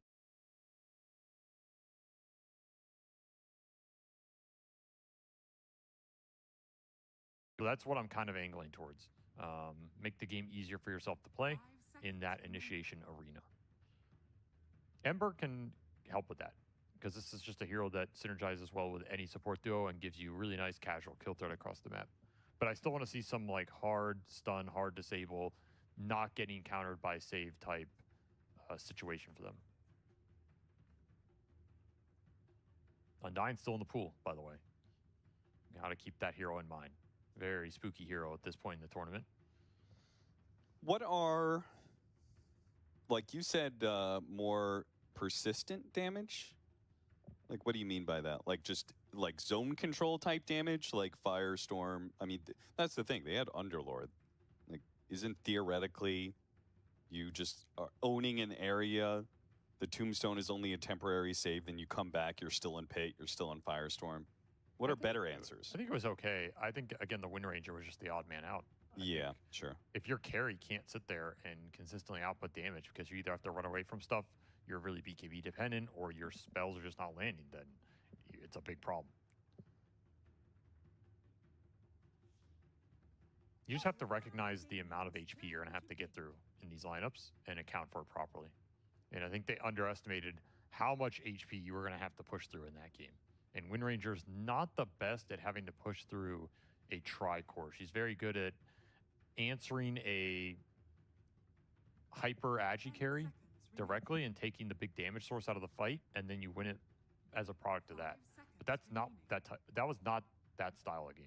All right, well, you don't think Liquid would make that sort of situation? Like, I feel like when Liquid draft Wind Ranger for Mickey, they have a scaling bid like they had with Invoker, and so it's not up to Mickey to kill 2 or 3 heroes. He only has to kill 1 guy. Sure.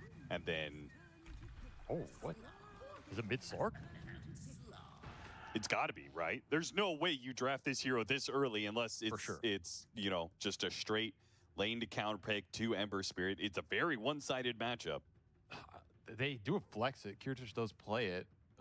They're showing support, so it's not going to be some weird 9-class style Slark. So yeah, 99% you're thinking it's just mid-Slark here, which is...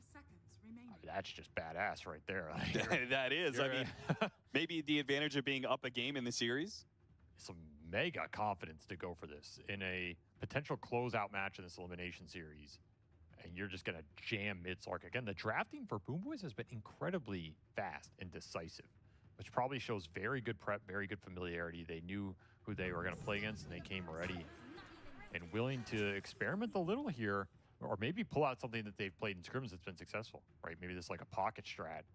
You give the Ember, we get the second phase Slark. I will say Slark with Coddle is absolutely disgusting. This is one of my favorite combos that doesn't get talked about a lot because we often see this Coddle with the mid-spirit heroes, the spellcasters, but Slark is so good with Chakra Magic. It is insane. It also allows this hero to not have to invest in early mana regen items, which is a huge deal for Slark because you just want to go all aggression. You want to ramp into as fast of like a diffusal, into a faster Ags if you need the Ags in the game, whatever it is, where your extra attack speed and agi comes online so you can start building stacks and not have to worry about, I have to go some Orchid or something because I need mana on this map, because you run out of mana on this hero incredibly fast. So Chakra is such a big spell for this hero. It really changes how fast you can play. I'm excited to see this. This is a really cool pick. Could work out really well here. We talk about persistent damage. Slark is one of those heroes that gives it to you. If you're going to play a bunch of tanky boys with tombstones, or you're just sitting in the middle of the fight, this hero can give you that.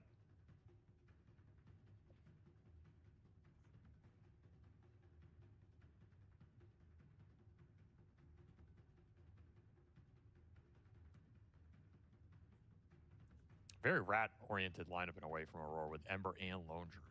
Yeah. Really threatening to push some lanes in and then find the pick-off. Simultaneously also a lineup that I think is going to be able to operate pretty well 4 versus 5, no matter what their last pick is, right?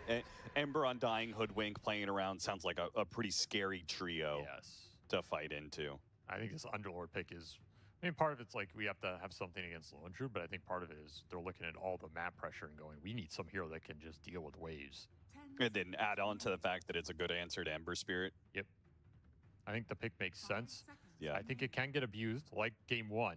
The Underlord pick made sense to me, but it did end up getting abused by a very strong lane and an Undying, which is a really good matchup for Undying. So you're in a similar boat here where you need this Underlord to help fix your map and let your Slark and supports run around without having to deal with a lot of lanes. You just need it. Otherwise, this draft doesn't function. But man, it could be a really tough Underlord game into Lone Druid Undying lane, Hoodwink breaking you, and then you're just taking every fight under Tombstone. Toxic, man. There's a lot of toxic heroes in this meta right now, I will say. These games look kind of miserable to play for a lot of people. Yeah. I will say, like, the Slark is really cool and all, but once we get outside the laning phase, their lineup does look just really clunky. Oh, yeah. Bane, Coddle, Slark, there's no, like, clear way to kill heroes in my head. You know? It's awkward. It's very snowball dependent. You're just like, we're going to win mid lane with this Slark and run the game over completely.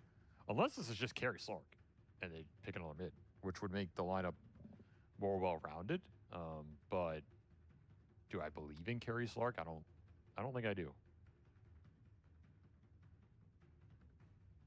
I almost feel like the way to round this out is you need like a pure style, like Dawnbreaker carry type deal. You know, like a very active playmaking type carry. I'm not saying Dawnbreaker is the answer. I'm just saying like a hero that can actually go in and play with supports and be active and get kills. Or you can last pick Broodmother. You've been on this Broodmother. I really have. I still think that hero has a place in the meta. People, it's a hero when people forget about it. I don't care how bad the hero is on paper. Like, it's going to win you a game. But I doubt we'll see here. your kill threat looks so weird. If you put a Broodmother in this lineup, who's going in?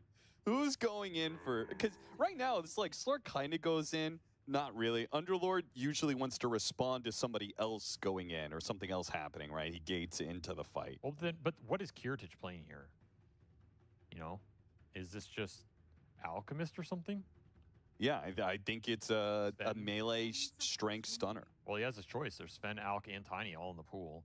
I'd say the Sven and Alk look better than the Tiny here against the LD. Alk could snowball this game a little more. Not a bad Alk game if you just tempo it. Don't let the LD farm, right? Which I think is what you're basically proposing, because when you pick this mid Slark, you're saying we want to run the game over. Yeah. I'm not going to sit here and AFK farm. So I kind of like the Alk here. I think the Alk fits what they want. It's another hero that can gobble up some waves. Can just sit there and kill Tombstone and not be threatened. It's good against the Ember. I'd be pretty I imagine the passive is pretty good against Lone Druid, like ratting, right? Like you hit the bear, you're able to go, ooh, it's an IO. It's Siggy. This is the team that was really developing this. That's very interesting. Is core IO actually good without Largo, though? Yes. Okay. If you're really comfortable playing it, and it is good with Slark. It has to be good with Slark. These two running in with all the attack speed, the heals, the buffs, the amps, it looks terrifying. Ooh, that's a nice Night Stalker pick. That's a really nice pick. Wait, why do you like it so much? What do you mean? It's good against like all of their heroes except for Underlord. It hunts down backline supports. It's pretty easy. AoE silence is debilitating for Slark, combined with the his movement. Like he can stay on top of Slark, keeping him silenced while also staying in front of him, not letting him get a pounce away. So I think I'm a bit more mixed on it because I agree the matchups for the Night Stalker look really good here, and it's hard for me to say this pick is not going to find some value. But I also think there's a chance Boom Boys just kind of power through it. Like you have nighttime vision on two heroes in the Bane and the Slark, which kind of helps maneuver this hero and not just get jumped and completely debilitated. And then because you have this IO and Chakra magic behind the Slark, I see a world where he kind of just sits there. He's tethered. He's getting overcharged. You run him with Night Stalker and like he just sits there and hits you, and you silence yeah, but him, it's not just there and hits you, and it's like you've got a really 4-man squad that's running around together, right? Ember, Night Stalker, Hoodwink. True. He's not trying to solo kill heroes. He's going in, for sure. and he's got a sharpshooter that's coming in to burst down whatever hero he's going on, right? He's got Makoto jumping in with him to make sure he's not isolated and being solo Fiend's gripped. You needed something else to go in with the Ember Spirit, I think. This does give you your reliable initiation source, I guess. You're going to see something no matter what. For sure. I don't know. I kind of like this Boom Boys draft. I think it could also fail spectacular. I mean, 100% this lineup has the capacity to fail bigly. It's an incredibly volatile lineup. It's either we're gonna be out of here in 10 minutes. Either way, you know, like it's just one of the smartest drafts of all time at TI, or one of the ones that's just gonna look the most dog. Yeah. Like it's one of those games where it ends at 40 minutes, and there's gonna be some players on this Boom Boys lineup that have like 1,000 hero damage. You know, what are we doing here? You know, you write that one off. I think it's way more likely that happens. I think so many pieces need to come together for Boom Boys. It's very high level execution. I just don't think that IO has the partner to make this reliable. I'm gonna believe. I believe in the mid-Slark. I think they have the tools. I think the way why they pick these heroes makes sense to me, which gives me some confidence they know what they're doing. Kiritich is super experienced on this IO. I think I believe here. I think I believe, but I'm happy. I'm also happy to believe and see this fail spectacularly, because I think that is a real possibility. It would be really funny. We get a game 3. Okay, like a 4-man decay or something. What is going on? You're not winning this level 1 fight. All right. One pounce level 1 in this matchup? All the nighttime heroes smash into each other in the mid lane. I guess pounce level 1's fine. Yeah, that's a tough fight into Undying level 1. Normally low actually not that strong, but I don't. That positioning on smoke is kind of questionable against Night Stalker, right? Well, they have night vision, right? Yeah, I'm saying Night Stalker saw them smoke. Oh, you're saying this? Yeah. Is a little questionable. You really have to be aware of the night vision in this game if you're both teams, and not just take it for granted. Cutting some trees for easier pulls with the spirits for double camp farm. See, this is all the small things you need to understand with IO to be really efficient with the hero and make it look good. And then it's kind of a broken hero. Man, the execution in this Boom Boys lineup is gonna have to be insane. This might be one of the highest skill ceiling lineups I've seen in a long time. Yeah, for sure. But man, if it's gonna take some work to make it work. I'm just watching mid, dude. I just want to see what GBK does here. What can he make happen in this lane? What does it look like over the first 5 minutes? Oh, he got denied. It's looking grim. Another situation where Makoto is dealing with a counter pick, which is kind of GPK's MO for the longest time. He's such a dominant mid laner that he gets really good value out of counter picks. For sure. Do you think that, so here's a kind of like almost a theoretical question. Do you think Bane's nighttime vision is actually good against Night Stalker? Yes. How's it bad? Because Night Stalker's nighttime vision is greater than Bane's. Oh, you're saying, I just like the old argument of people used to debate Furion against Naga, and it's like, who's dealing with whose map pressure, you know? Yeah. It's the same argument. It's like, is Night Stalker ruining Bane's advantage at night, or is Bane negating Night Stalker's advantage at night? And the answer is it's always a little bit of both. It depends who's trying to pull ahead and be the aggressor, and who can kind of shut that down or get the slightly better positioning. Okay. I agree with you. Night Stalkers can play around Bane, right? But I think having the extra nighttime vision against Night Stalker is always nice because it's rare that you have it. WS wakes up Mira and will tank the spirits for him. Ooh, that damage. Being a little worse for wear. This is a strong lane, Bane IO. Yes. Play it well. It's a lot of sustain over the long run. And it's just hard to win the trades, hard to win the region battle. So I fully expect Boom Boys to win that. I mean, there's no reason, you don't even try, right? If you're Aurora, No, there's you're no just reason to farm. even try and play to go for any harassment, probably not even a kill until like level 5 in nighttime. I think both these safe lanes are going to win as they usually do. I mean, they're just too broken, and mid is going to come down to some skill off of GPK. He can build up some stacks. GPK is getting the better of the CS for sure. Makoto has Getting low, though. worn GPK down a little bit. Certainly would be a massive play if you could somehow get a kill on him. Just got to keep spamming that saltwater shiv. Get a little extra HP going.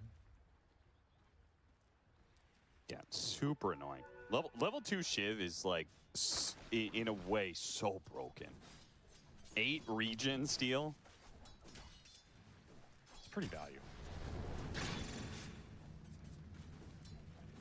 Like, straight up, you have to utilize your tangos at like very strategic times against Yes. Slark. Because otherwise he just kills all the regen you get from it. You can't go negative, though. So Okay. kind Yeah. of play around it. He always gets the full amount. So he's just going to spam it. But tangos are definitely a little worse in this matchup. Bear's free farming down here. Quite happy. Nightfall once again in his element. No surprise. But as long as Miro is doing okay, it's still acceptable, right? Because it's Underlord versus Undying. Yeah, you're quite happy with the start that the Underlords had early boots. Might even try to kill the bear? Trying to get... Get beat up. Chakra Magic's also going to do some work on this They lane. blood grenaded it. They really want this kill. They're going to get it. And they will have it. Oh, Nice. 195 gold and a resummon. That's huge. Again, this Underlord has mana, so he doesn't have to invest as much in early regen. He can just get to faster boots, faster phase boot. He's really happy down here now. Yeah, he can spam out Firestorm more than you usually can Yep. in this Lone Druid matchup. Because he's not just getting the mana from the Coddle, but also it's an Undying who's spamming out spells, so his stick is giving him so much mana on top of that. Boom Boys playing the side lanes really well, except they died top. Get the kill. That is not what we expected whatsoever. A lot of regen investment up here. That's multiple salves for Mir. It does pay off because it's the first blood. Being able to get a kill with the Night Stalker lane before nighttime. Pretty wild. Into the aisle, too. Probably not a kill that should have happened, but they will gladly collect on it. WS also went for a level 2 Void, which is part of the reason they got that kill. Most of the Night Stalkers nowadays have been going 1-3-1, where they max out the silence and use it to like farm up stacks, which is what I expected considering this is such a tough lane. Kind of expected Mira just to stack up for WS. WS would go and clear some hard stack with Crippling Fear. And I think you can also put 2 points in the void and then still max it. sure. And you're kind of okay because the damage ramp just doubles. So Kiritich being dove underneath tower. Don't have the mana for the Void, otherwise he would be dead. He dies anyway. it saved TP. WS can get the heal off of Midnight Feast, so he's not really in danger here. They're looking at Makoto mid. Don't know if you really have kill threat here though with the Bane. Almost level 6 on GPK. Could try and just all in him with the ult. You kind of need to at this point to offset what happened in that top lane. You gotta find something here, right?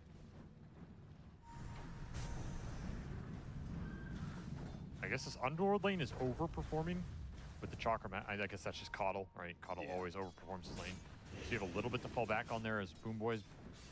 But right now, you're gonna have to start playing through this Slark. Mikoto begging for the power rune to be bottom lane, and it will. He's rewarded with a rather weak rune, but it's a rune all the same. Refills his bottle, gives him some resources to get this kill on save.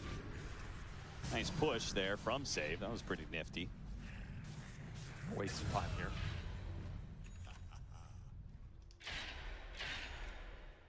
Night Stalker going after the IO again.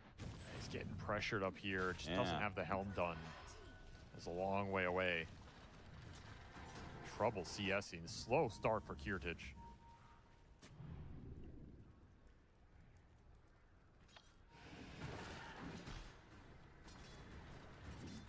We're a little concerned about this Isles position right now. No one's going to be able to help bail him out. It has to go through the Slark this game, so there's a lot of weight on GPK's shoulders right now. Boom Boys maybe starting to sweat a little bit with this lineup. Like, did we overcook it here? Yeah, they got to bring GPK over here. The threat of the bear, both with it being able to sit on the shrine and then being able to play to it at some point in time. WS will protect his own shrine here. Nightmare play gets him off the Wisdom Shrine. Oh, he body blocked him enough. That was fantastic from Kataomi. He'll obviously die for it, but worth it, I think. There's no way he should have gotten that. How do you not get in the circle? That's ridiculous. Sick body blocking. Yeah, it really was. Big plays. That's absolutely worth it. Pick up the Hoodwink on the other side as well, so it's an even trade anyway. One permanent agi for GPK. Very happy with that. Gets some mana and it's going to start hunting. Kirtich trying to slip past Mikoto. Mikoto now knows where he is. Off the spirits, is making the call. Night Stalker, get your ass over here. We got a carry to kill. Got him on the slight chain, stopping him from tethering too far away here. GPK, though, got the lockdown on the Ember Spirit. Makoto's in some trouble, and he's locked down by the gate. They all in commit to kill the IO. WS is still going to be able to get out. They have an Undying Tombstone on the high ground. Boom Boys are still able to fight through it, though. Just having superior numbers. Chiari going to be run down. Decay is helping, but he will eventually fall. WS is looking for his third kill out of this fight. They killed the Coddle and the IO, but his nighttime, or his flight, is running out soon. Can't really fight into the Slark. He backs out. See if GP can get the D-Ward too. He does. So that's the other benefit of this Slark. You're going to be able to kill some vision in this game. Not the worst fight for Boom Boys considering how much the Night Stalker dominated it, because your Slark got a lot out of that. And that's always the main game plan. It's going to be a battle between this Slark and Night Stalker in terms of who can ramp up faster here and just kind of take the game over. That's what it feels like. Faster GBK can get a Diffusal Blade, the more he can snowball this game. Nightmare back into the pounce in the mid lane. Oh, missed the pounce there, GPK. Whoopsies. I mean, it's hard to hit pounce on a slept target. I guess so. Lone Druid comes through the gate and will take the safe lane tower away. So tower advantage will go to Aurora. Not terribly surprising, though. Pretty successful laning phase for this Night Stalker. 104, second highest net worth, got involved in a team fight, came out the better for it. Looking very solid. WS right now. And he has some good targets to hunt, like we talked about, some squishy boys on the map. Mm-hmm. GPK is hunting another OBS, but can't see it. Now he sees it. Wait, does he see it? What's going on here? Where is this vision? Found it finally. Oh, you got 2 for the price of 1 sentry, I guess. Nice. That's a lot of golden experience. Adds up. Does mean he's not hunting any hero right now. Probably need Diffusal where that really kicks off anyway. Shielder in bottom. Gets gobbled up here. And the map becomes pretty static. This play has been so funny. How many people do this?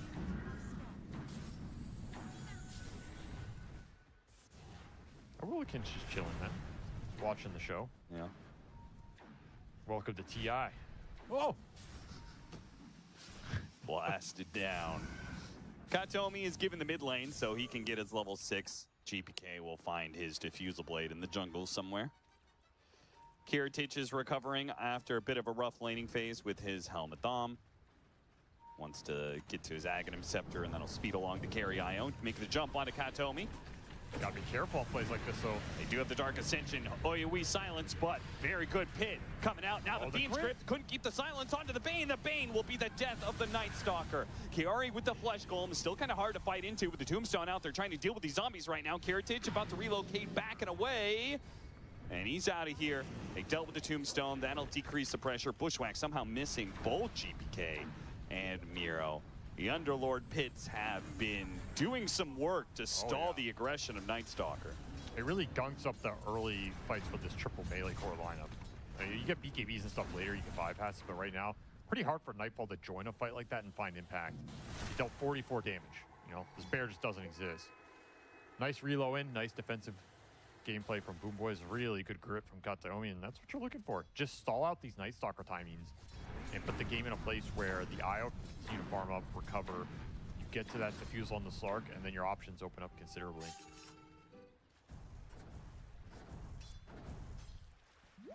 Minute power room. Arcane bottom.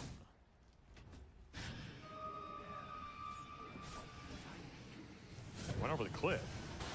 It's going to put Mira in a bad spot, trying to keep him close enough for GPK to get the kill.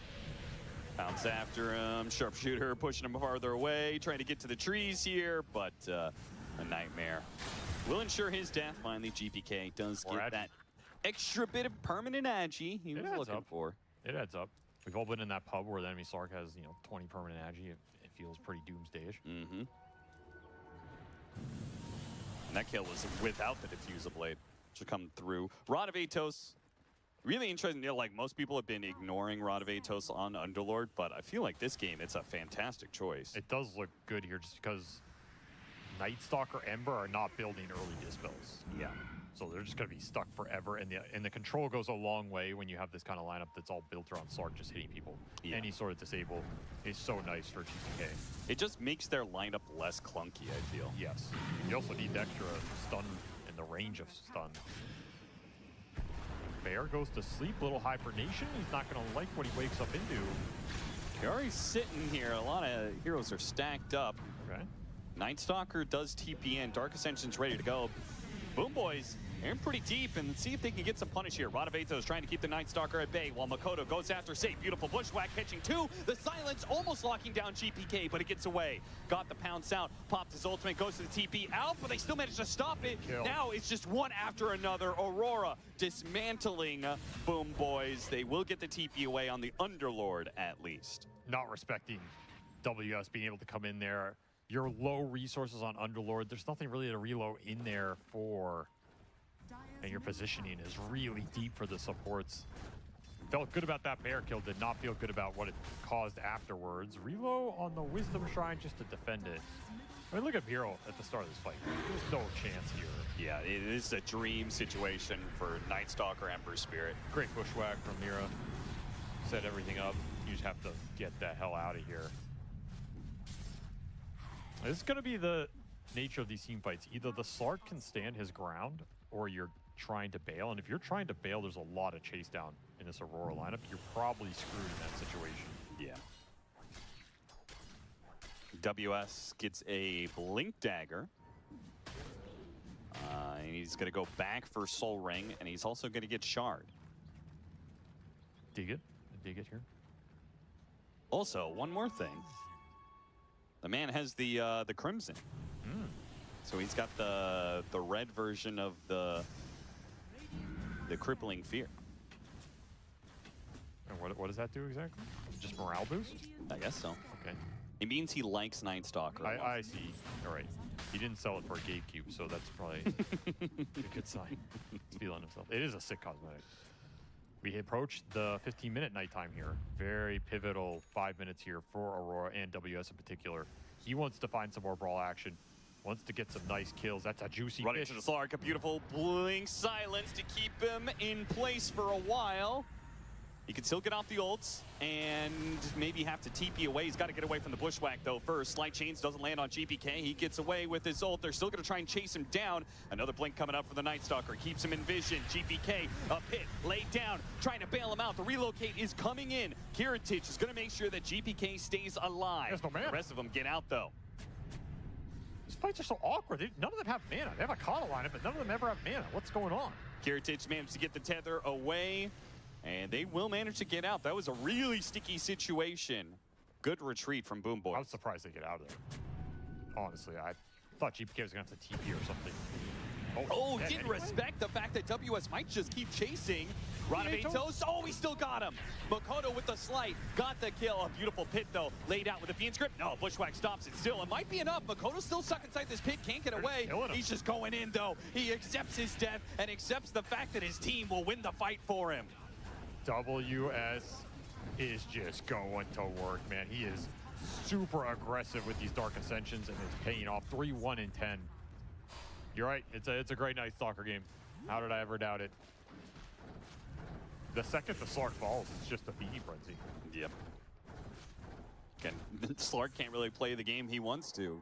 There's too much threat from Night Stalker. AoE Silence just ruins that hero. I still think Boom Boys are just operating on low resources a lot of the time, which is fine if you're just farming jungle or something, right? Isle's just trying to get to his timings, but then you can't expect to join these fights and have the backup if you're forcing them aggressively or you just...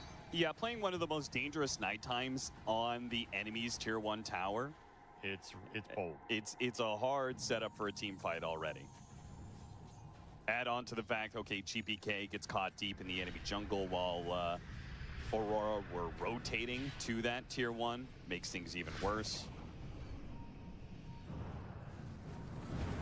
2.5 minutes left of this dangerous nighttime, and Makoto and WS kick on the burners, just chasing after Boom Boys. Boom Boys playing all defense now around their tier 2s. A lot of space for this Lone Druid to just vacuum up the map. I guess it's the same for the IO, who's farming quite fast here. Which one do you think is the greater threat, though? I feel like it's got to be Lone Druid. In a vacuum, Lone Druid. However, IO is a hero that creates really scary team composition situations that I think can be more terrifying. Silence on GPK. Once again, needs some help from an ally to get that kill, and Tudwink just not able to get there in time. The shot lands onto the Coddle. You get the rod into pit, but that's just going to scare away WS. No real threat behind it. It'd be interesting to see when Boom Boys decide to ramp up the aggression with the IO involved. Because so far, that's been a big missing component. Yeah, it hasn't felt super coordinated involving Kiritich. And he has his axe, so in theory, you kind of want him to fight. It's one of those item timings you want to get something out of it. Yeah. Though no reason to fight into the nighttime, right? I think it is dissuading them for sure. Yeah, just wait another minute. If you can limit it to just, you know, small little support pickoffs, I think that's acceptable. Still really gunning for this kill. This is deep into the tier 2. A dangerous area for WS because he can't get away. Oh, boy. Too deep for WS. Too greedy. Too deep. 2 kills and a tombstone, and pretty efficient map play because remember, it's double global heroes and a Slark, so they can move around the map real quickly from here. This IO does a lot of damage. You have to respect the turnaround potential. That was just way too forced of a kill for a Bane of all things. That's not really changing the nature of the game. Yeah, it's different when you get BKB on Aurora, you can make those kind of dives because then there's only Fiend Script. So you can all in on a Bane knowing that I can BKB fly out of anything. But without it, man, too dangerous. You also just hate dying during nighttime. Yeah. You lose so much of your impact on the map. He used Dark Ascension as well to try and get out, so this daytime, Boom Boys can kind of do whatever they want. Certainly going to set you back a little bit. You can still farm, though, with the shard. Pretty good read there from WS.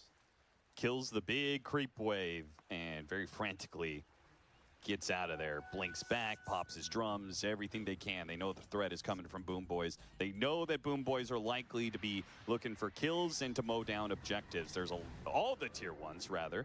was going to say a lot of them. Every single tier 1 tower is still up on the side of Aurora. That's not going to last, though.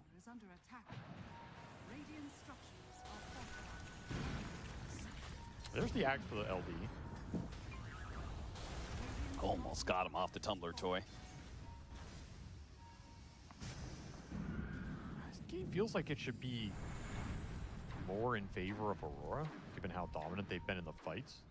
So kind of impressive how much farm the IO Underlord have been able to pick up. And they're quite strong when they group. Should not underestimate this lineup if they're together at 5 at the start of the fight, which we haven't seen. Yeah. It's all been very guerrilla, skirmish heavy. The fight's starting, someone's out of mana, somebody dies.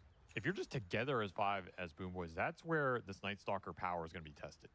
Can you just run into that brick wall, be able to deal with it? Such an early Aghanim Scepter done on this Lone Druid does mean there's going to be a lot of split push to try and stop that 5-man power of Boom Boys, but Boom Boys also have the global potential, both Underlord and Relocate, to alleviate that pressure. Jump in on Amiro. They're going to burst him down here, and the TP is canceled. Boom Boys make the read. It's not a situation we should try and play for. Nah. And that is actually going to be fast. Roshan with a Flesh Golem and the Bear close by. They go straight to it. This is a huge opening for Aurora. Very nice sequence for them. All during the daytime as well. Yep. Makes it feel even juicier. This game could turn into a farm fest very quickly. If Boom Boys feel like they can't fight based on how the early game went, they need to recover this Slark, then it's really only the Night Stalker who's going to want to continue to pick up the pace and the action. A lot of heroes are going to rush BKB in this one as well.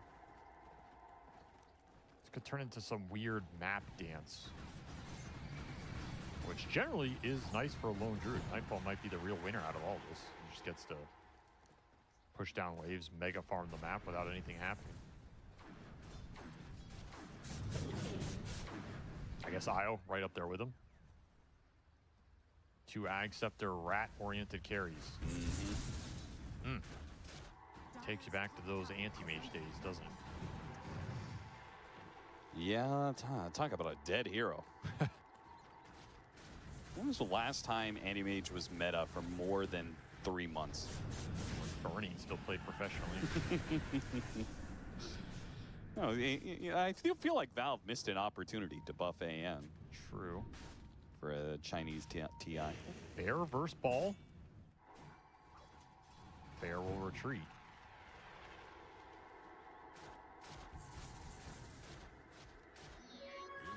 I mean, he'll tactically farm.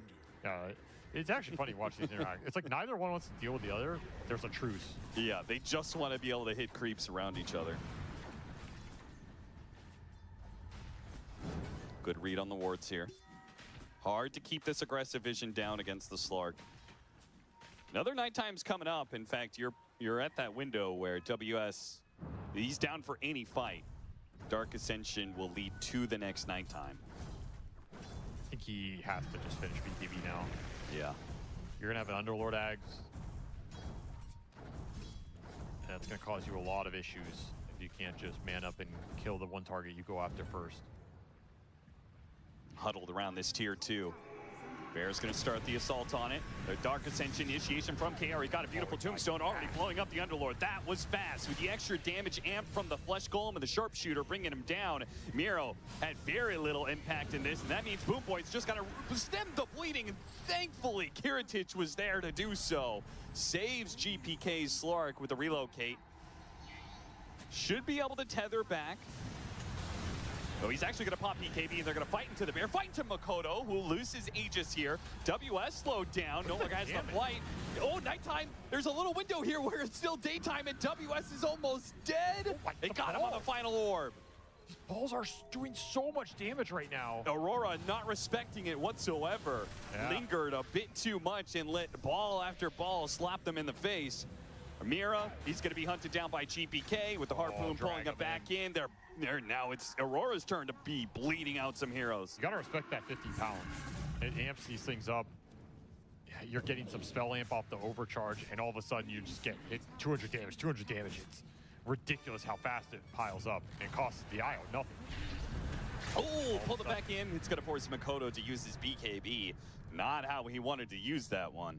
And this is where, when we were discussing this draft, how much can you actually just run into Boom Boys if the IO and Slark are tethered together and sitting there? Yeah. It's really hard to break that combo in this game. I don't think they have anyone who can sit there and man fight the Slark to get to the IO. So then you have to try and jump the IO? Chiari's doing what he can to stall the Fiend's Grip, and it might have actually been enough here as Katomi, he got lost there. Didn't even get the ward. Put the horse blinders on. He was so desperate to get this kill that he didn't realize that there was nobody of Boom Boys here yet. Aurora get there first, but now they're going to swarm in off the smoke. Here comes GPK. Fighting into the tombstone. They know there's no BKB on the Ember Spirit. Ember Spirit in trouble, locked down by the Rod of Atos. Can't jump over to his Remnant. They got him. Beautiful stuff. The Bear is trying to go to work on the IO, but he's got plenty of heals. They just got to pick apart supports. They really cannot fight into this Slark IO duo. They're so strong right now. The Bear is going to die. Another 335 gold for that one. This is getting concerning. Relocate over to the other side, trying to catch the Lone Druid hero. They got him. What a reload. Beautiful stuff from Kiritich. What a call by him. He's level 20 already, so he has the reload cooldown. That was a low cooldown reload. Up again in 23 seconds. This is going to be the power of the global heroes against the Lone Druid. You can't really rat, and you can't fight into him. This might be one of the games where the team that's down net worth feels way stronger. Yep. It's wild how strong Boom Boys feel right now when they're grouped up and they're down gold. But the Bear, what is the Bear being able to do in these fights? You got the Coddle, and then you're starting to fight this IO, and you're just not doing that much damage. Yeah. And the second the Slark threatens you, you don't want to just start bleeding hits to this Slark, who actually handles the Bear pretty nicely. I do think Aurora are kind of misreading how, like, they just kind of got to assassinate the supports. But I feel like they're like, oh, we're so strong that they just kind of barrel into the IO. Look, I agree that their lineup's going to function a lot better if they can kill the backline early. However, that is also easier said than done if Boom Boys are set up somewhere. And that's the power of the Slark IO on the front line. They're very fast. You have a lot of move speed to work with. You have the vision to work with. You might just need more items, I guess, on Night Stalker Ember, where you can just pop off. Ags Ember, Nullifier, Night Stalker. Yeah. Then it becomes a lot more interesting and more reliable. Right now, it might just be hard to take the team fight, so you might have to stall this game out a little bit. Just go back to doing some objectives with the Bear. Not run into this IO Slark combo that is pretty nasty right now. Bolt Mjolnir done for Kiritich on top of the Gunpowder Gauntlet. He is a greater healing Lotus. He's so strong right now. Well, that'll be some upgraded burst damage. They get the boomerang for Mirov, the Tormentor, but here comes Boom Boys on their way to hunt down some heroes. Is WS going to get caught here, or will he see them coming and get the blink away? Got him inside the pit. Those have BKB.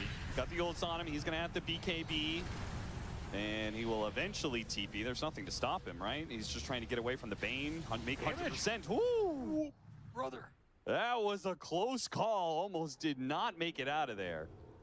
One more hit, he's done. You have double Gunpowder Gauntlet on this IO Slark. There's a lot of right-click burst damage coming out quickly. I love this. The fact that GPK and Katomi just sweep to the other side of the map. They really do not want to let Aurora push out these lanes, rat this game too much. Let the Bear get to BKB, where that Bear is going to be a lot more annoying.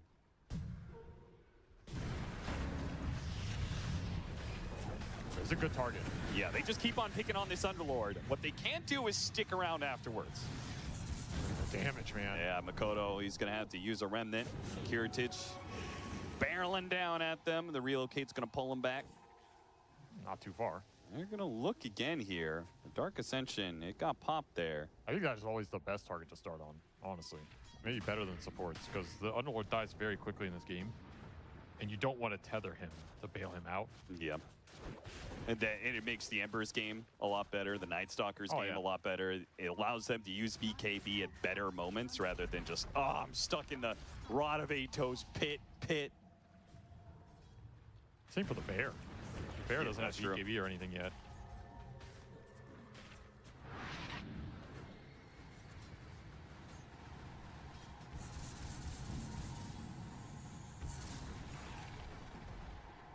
Oh, here's a real question in this game. GPK finds another pickoff. He's got Gem, by the way, so. Oh, Relo on the squirrel. Get him.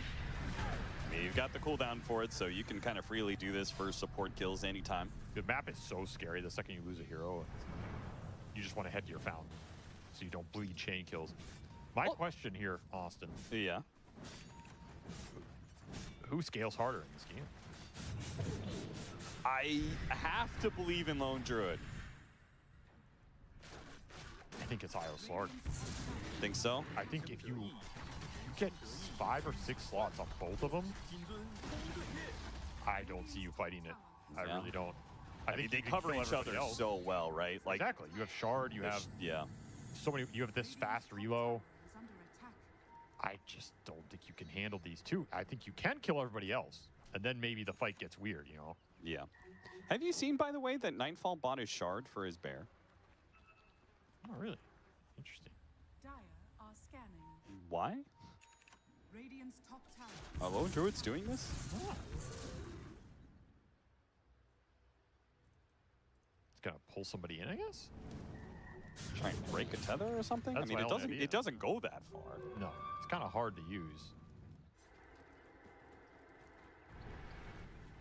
Satanic for Kiritich, he's untouchable. He's going to be untouchable for quite some time. It's just Aurora will simply never have the damage to threaten him. Another pick off on Mira. It's fast too. Sharpshooter will not get him out of there. It's just some lawnmower just runs at you. Reload on mid. Relocate and the gate. All the stop. Nightfall's Bear, and he will not use a BKB for it. Beats grip on Makoto. They have the Tombstone save, and they're going after the Bane with the darkness here. WS going to cut him down. What else can they get out of this? Going after the Coddle, but they have to keep their distance away from GPK, who is stacking it up. Relocate back into plays. Kiritich gets the other side of Makoto, who with the long slight has no remnant to get out. They're starting to cook him. The damage is just overwhelming. There's so much map control, too, between this IO reload, the Slark running around with Gem. GPK is reading every Nightfall move. Oh, that's his last Bear. He's going to force him to use BKB. Okay, got out. Actually, didn't manage to get away. Very nice. It's got to be so oppressive to be on the map in this game. Yeah. Slark's killing all your vision. He has the nighttime vision presence. Then you have this 30-second reload, 40-second reload that's threatening you if you show deep on the sideline. And then there's Omega fast. There's 500 MS running around. It's going to be 25 to 34 minutes. Yeah, what a sick series from Kiritich so far. Absolutely came in prime form today. Proving his worth and then some. You get the Roshan while the supports are hunting down the Bear. Cleanses off the Nightmare and then followed up with another slowdown, forcing him to use BKB. Aegis on Slark, that is terrifying.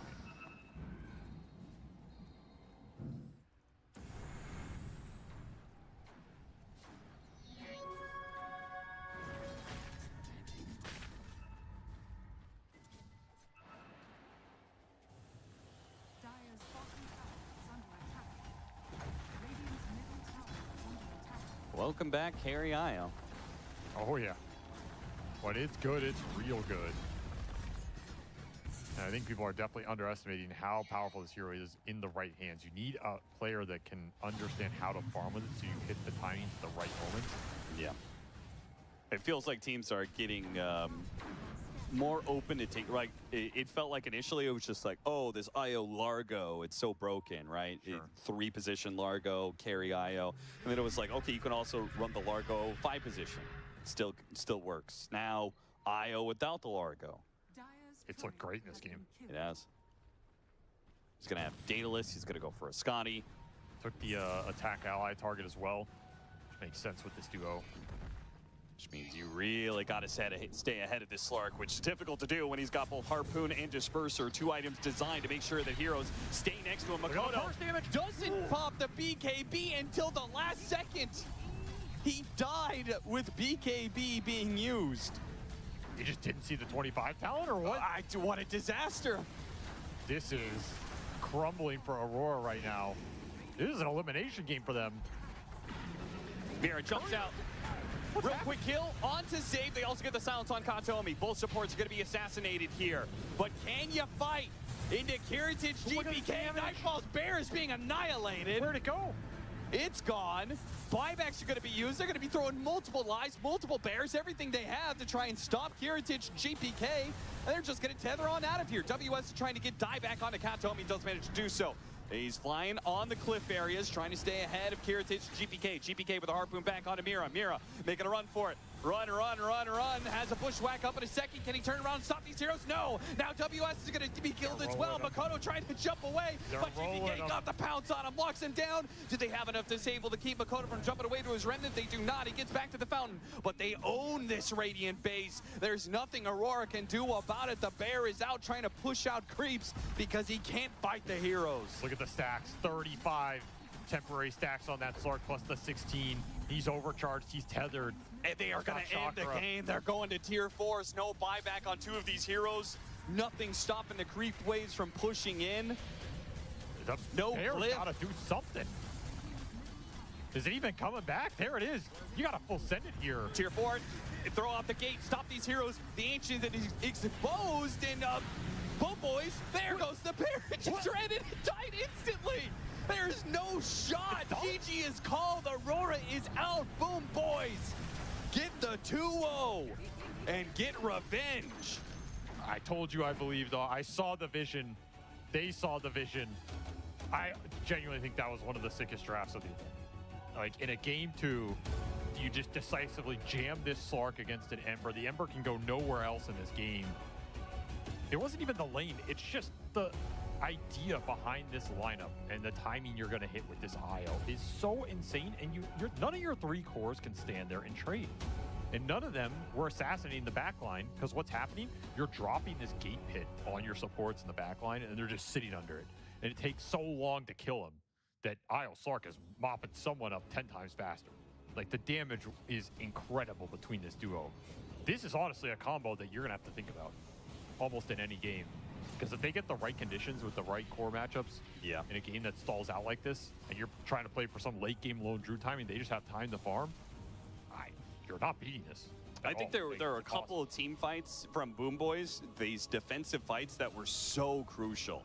The fact that they can stop Aurora from snowballing too much with this Ember Night Stalker. I think they have to snowball this game to win it, and they had moments where it looked like it was going to go their direction. Right, like this one where they just clean up kill after kill after kill. I almost think that's an awkward position for Aurora to be in, because are they the team that plays like that, you know? Sure. They have been at certain points in time, but recently the meta is not favorable for that. It's hard to execute, and you stumble once, the game becomes really hard. And I think they felt that pressure. I think WS played really well. He definitely just full sent it. He knew his moments in this game. He found some crazy team fights. This was one of the best ones for them. You had a decent lead at this point, and it just never translated into anything. Maybe the LD timings don't sync with the other two too well in that aspect, right? You're trying to join Ember Night Stalker fights with a hero that is kind of just designed to AFK farm. Yeah. It works if, like, Lone Druid is the ultimate threat in the game, but clearly that was not the case. Not even close. That last fight, the bear disappeared in 1 second. It's just gone. It's insane, that level 25 IO talent. Because the Slark has so much agi and so much attack speed. Yeah. You just are diving into balls plus 2 heroes Gatling gunning you down. It's disgusting. Rough stuff for Aurora. They get 2-0 eliminated here. Yeah, after a year, there was a period of time where, you know, they were one of the top three teams in the world, right? They were getting to multiple grand finals appearances. Disappointing exit for them, and a scary series for whoever has to play Boom Boys after this, honestly. You look at the series, now you have to start thinking about some things. Yeah. Look at the bear. I don't think he hit anybody once. I mean, he couldn't hit anything because GPK protected the IO with the shard, and they both just turned and killed the bear. Incredible. Slark Shard's another problem in this game. Yeah.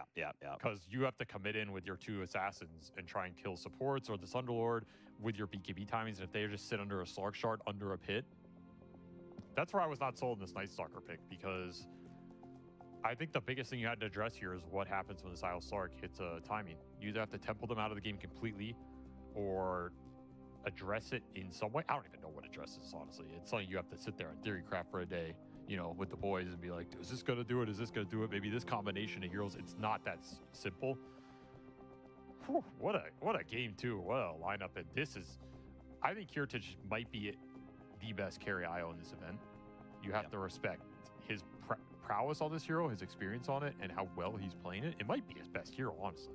Like, his game might have convinced me of that. Right now, he's terrifying. He knows how to execute this hero. Which is incredible to do after a very sick Game 1 performance on that Necrophos, sure. right? Like, Kiritich has really pulled this Boom Boys roster together. And as a squad, they're going to be in the playoffs of TI. They're looking good. They're looking good. They're finding some momentum. They got some strats. They're cooking some people out here. Excited to watch this team on that main stage. They're going to be a fun team to watch. Absolutely. All right. Well, we have more series to go here on the B stream. We've got another one to watch. So we are going to go to a break so we can load that up.